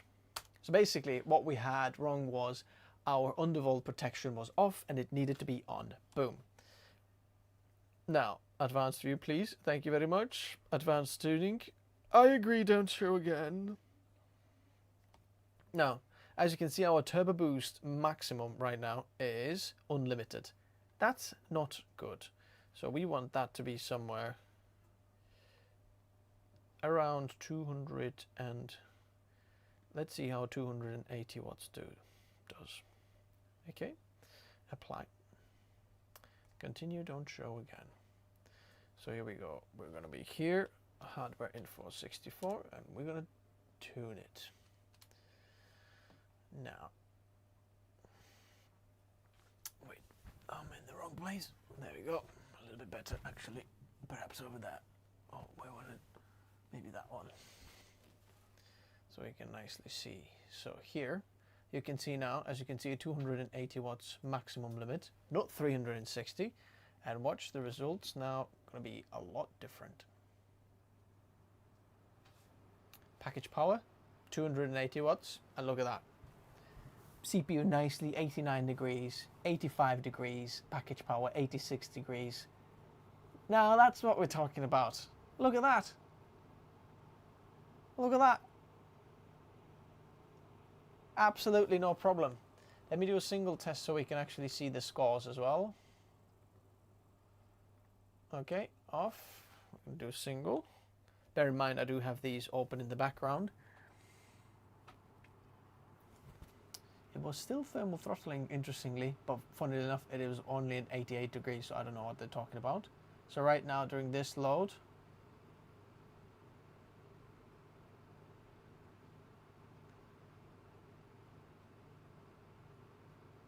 No thermal throttling, 37,000 points. Not bad. There we go. So here's what we can do. We can actually get a little bit more out. So I want to do this one more time. Okay, let's see the clock speeds here. About 3.9 on the E's and 5.2 on the P cores. 93 degrees core temperatures. Let's see, where's our maximum? 88 somewhere. P core 7, 88 degrees, no problem. 35,000 points.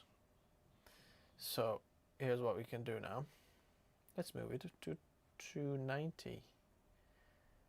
I want to see where the limit is, and then we can actually set it. Apply. Going back here. Start. Oops. There. Look at that. Extra 100 megahertz, roughly around there. 4 point something something. No thermal throttling. 290 watts. 91 degrees.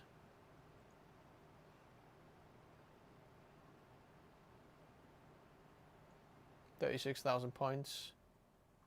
Still fine doing that. So bear in mind, when you're doing gaming or video editing, it's never actually going to be boosting to that 290 watts, right?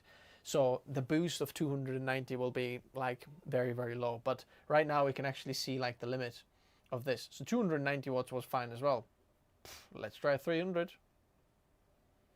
Bear in mind, this is a single load, but still, like, very rare cases you're gonna hit the load like that.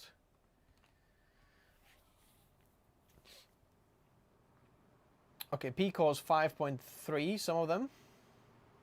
And then 4 on the E's, 4.1. Now 96 degrees, but as you can see, still no thermal throttling. See, 95 degrees. The cores max have gone to 92 on the P cores, somewhere over there. This is very good cooler, okay? 36,236 going on there. It's very good. As you can see, so 300 watts. Is it really worth 300 watts? Do you know what? I'm going to set it at 285 just to be safe there. But I want to see if I can do it in BIOS now, because the undervolt protection is off, because that will be much better.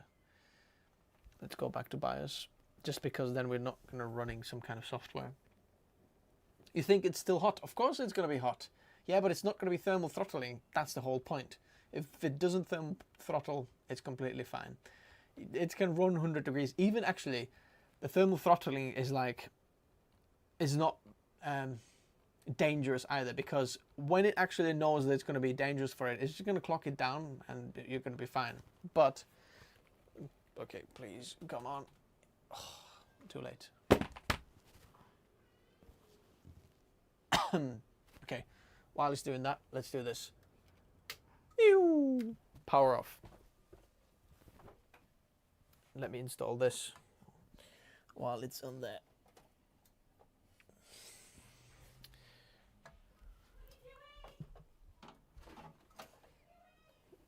Kids broke something downstairs.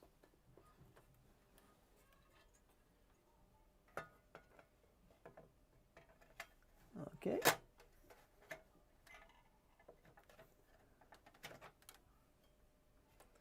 There we go. This one. Boom. Let's go again. But now I have another chance of delete. Hitting delete. Hitting delete.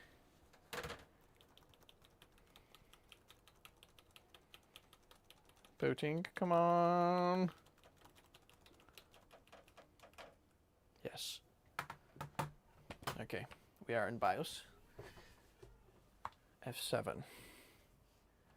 AI tweaker. Let's try now. Power management. No.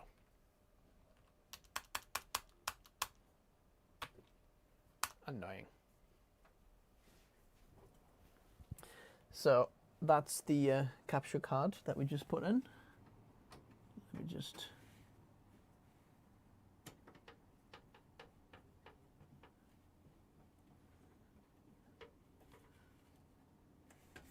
Okay, that's screwed in there. All nice and good. Very good. Very good.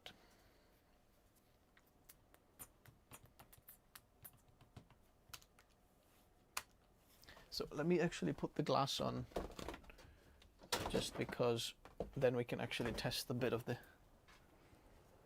airflow.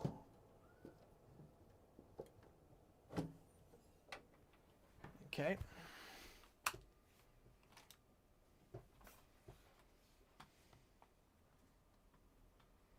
So, where are we? Here we go. So, is the XDO on? Then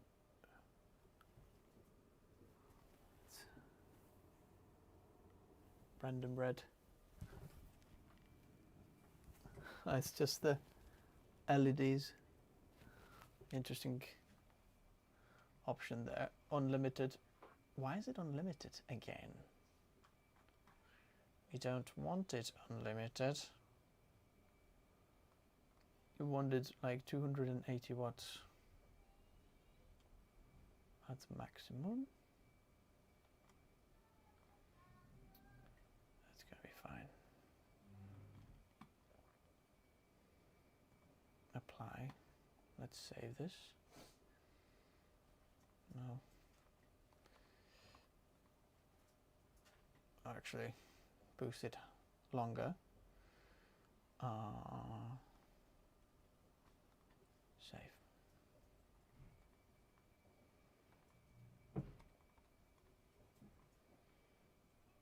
There we go. So,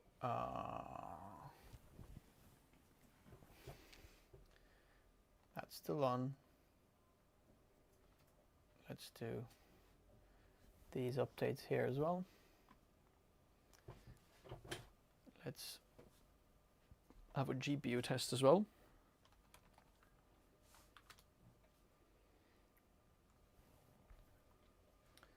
Actually,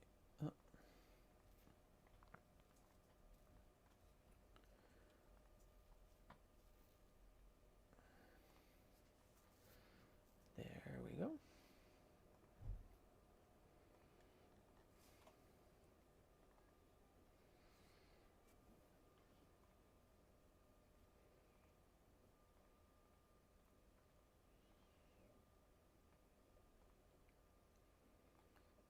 Finish.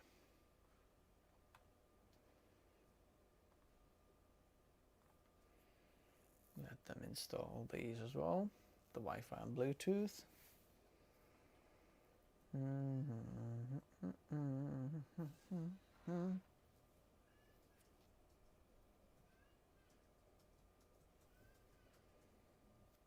I'm a Cuban watching from Canada. Could you make videos about professional NVIDIA and NVIDIA GPU? Test for video editing. Yes, except it's very hard to get hold of these. I've talked to NVIDIA and AMD and both of them are very reluctant, or like actually have asked for samples, but it's very hard to get their pro cards in. I'm just going to go typical for these.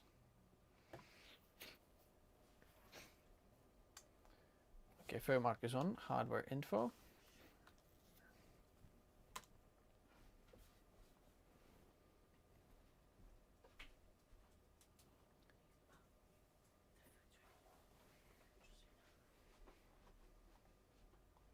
You can eat, I'll come in a minute.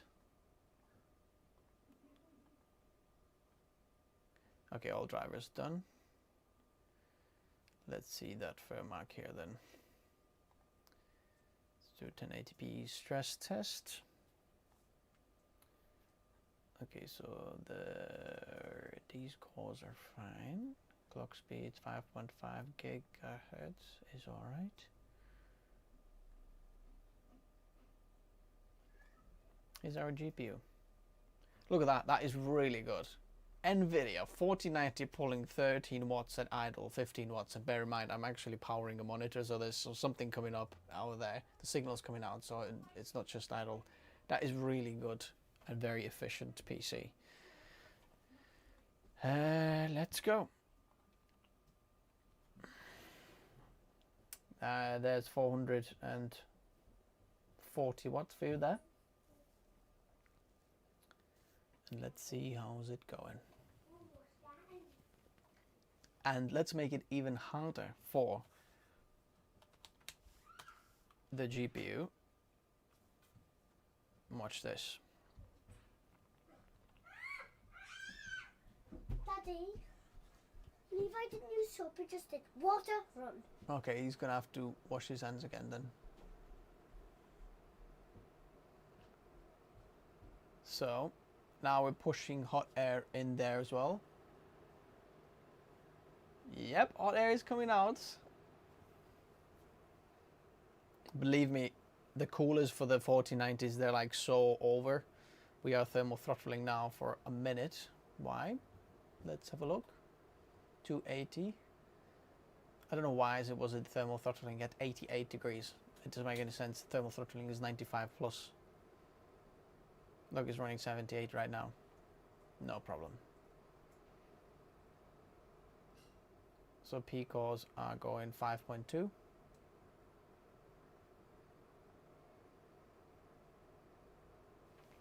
So we're pushing quite a bit of heat in. Oh yeah. From the back really. Warm air comes out. So let's see how the GPU keeps up with it.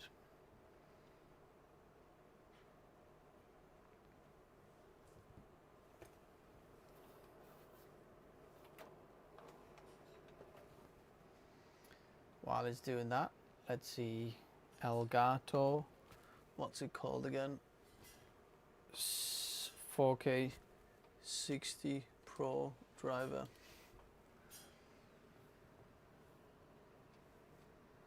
Downloads. Okay, where are we?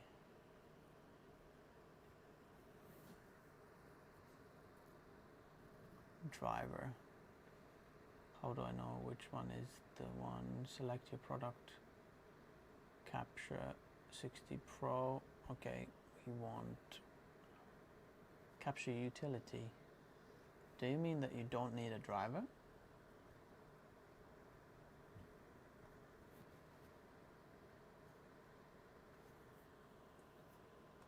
Well, let's download this anyway.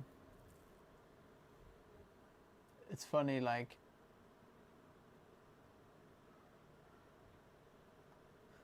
the PC is still super snappy while it's absolutely fully utilized in CPU and GPU utilization. No data from us, thank you very much.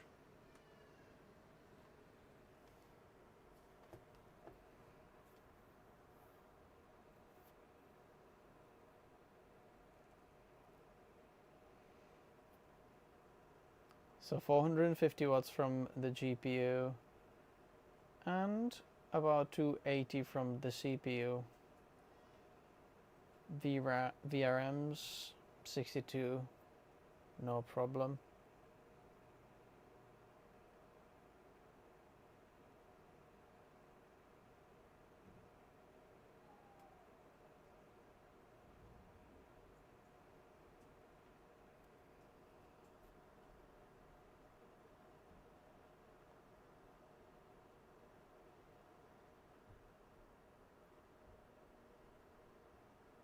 Okay, thermal throttling at 81. Why was it doing that? Must be like a peak, that at one peak it's there.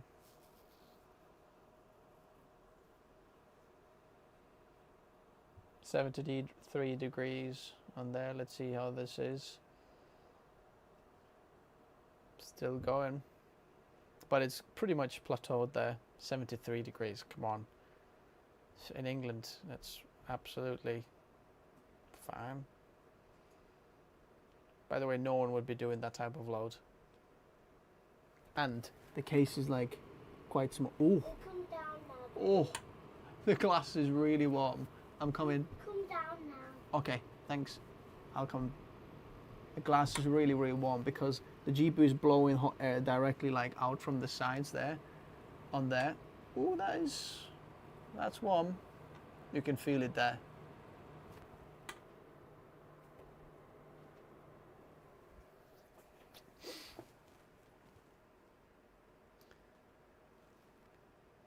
$34,000 points. Absolutely no bad. Not bad.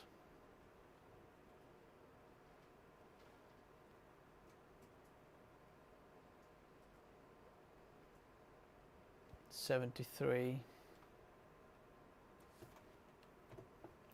I think we have mastered this beast. It's getting, what is the average? 650 frames per second at 1080p. Matt, I think if you ever want to do some gaming on F1, you're gonna get a lot of frames. A lot of frames.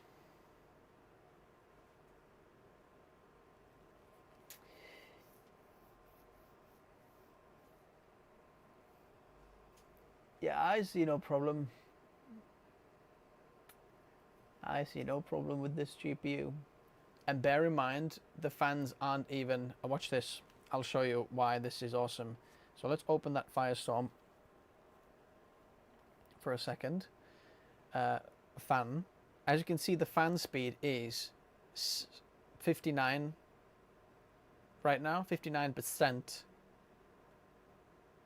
Right, so they're going about 2000 RPM. Watch what happens now.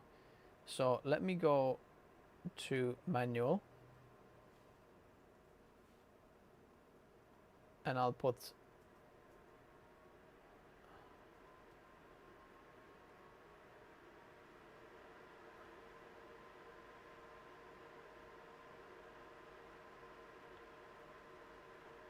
watch what happens with the GPU temperature down there. See that?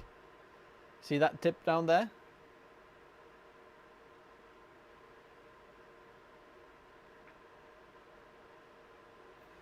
It's quite loud now. No one would really want it 100%, but just to show you how much actual cooling temp is in there to cool it down like that.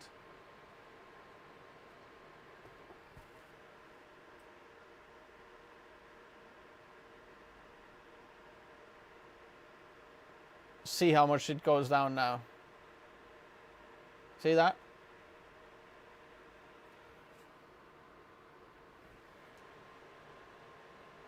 It's probably about... oh yeah, it is warm actually.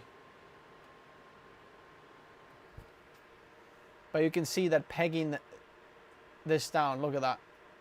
Now we're pushing 450 and 68 degrees now. Look at that, and it's still climbing down. Bear in mind, our CPU is still pushing about 280 watts out from the back. What's the package temperature there? 76. No problem. So as you can see, the 280 mil cooler is completely fine. It peaks like slightly thermal throttles at first, I don't know why, and then goes down. Because our package, we've exceeded the limit, so now it's actually pulling 253 watts, which is completely fine there as well. Look at that, GPU temperature is still going down.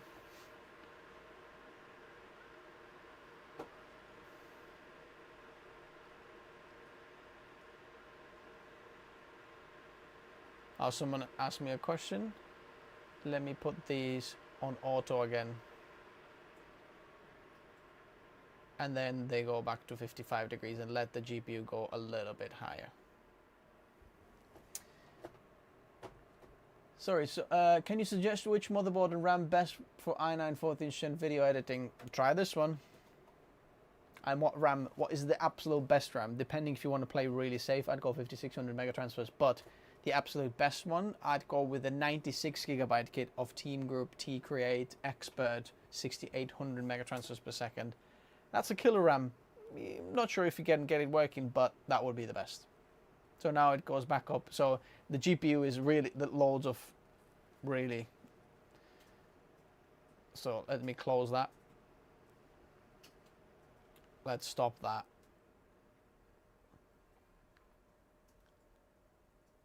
Look at that, 15. Very nice.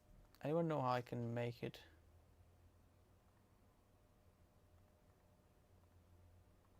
Actually,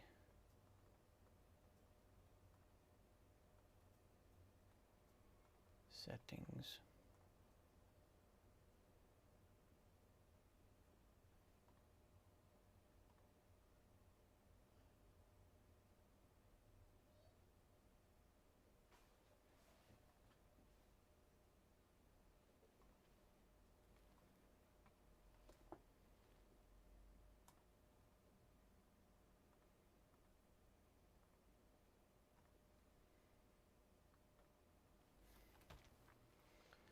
Let me see this here.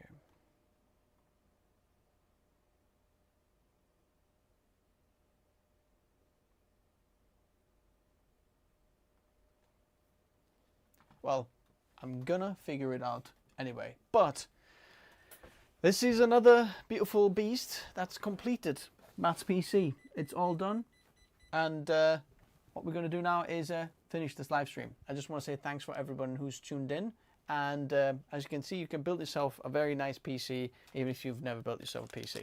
It might be slightly difficult with like the software bits in there, but if you actually follow some of the build guides in the description below, it's completely fine. And even following this one, you saw all that I did. If you just follow those, it's super simple. All I have to do now is just, you know, this back of the PC here.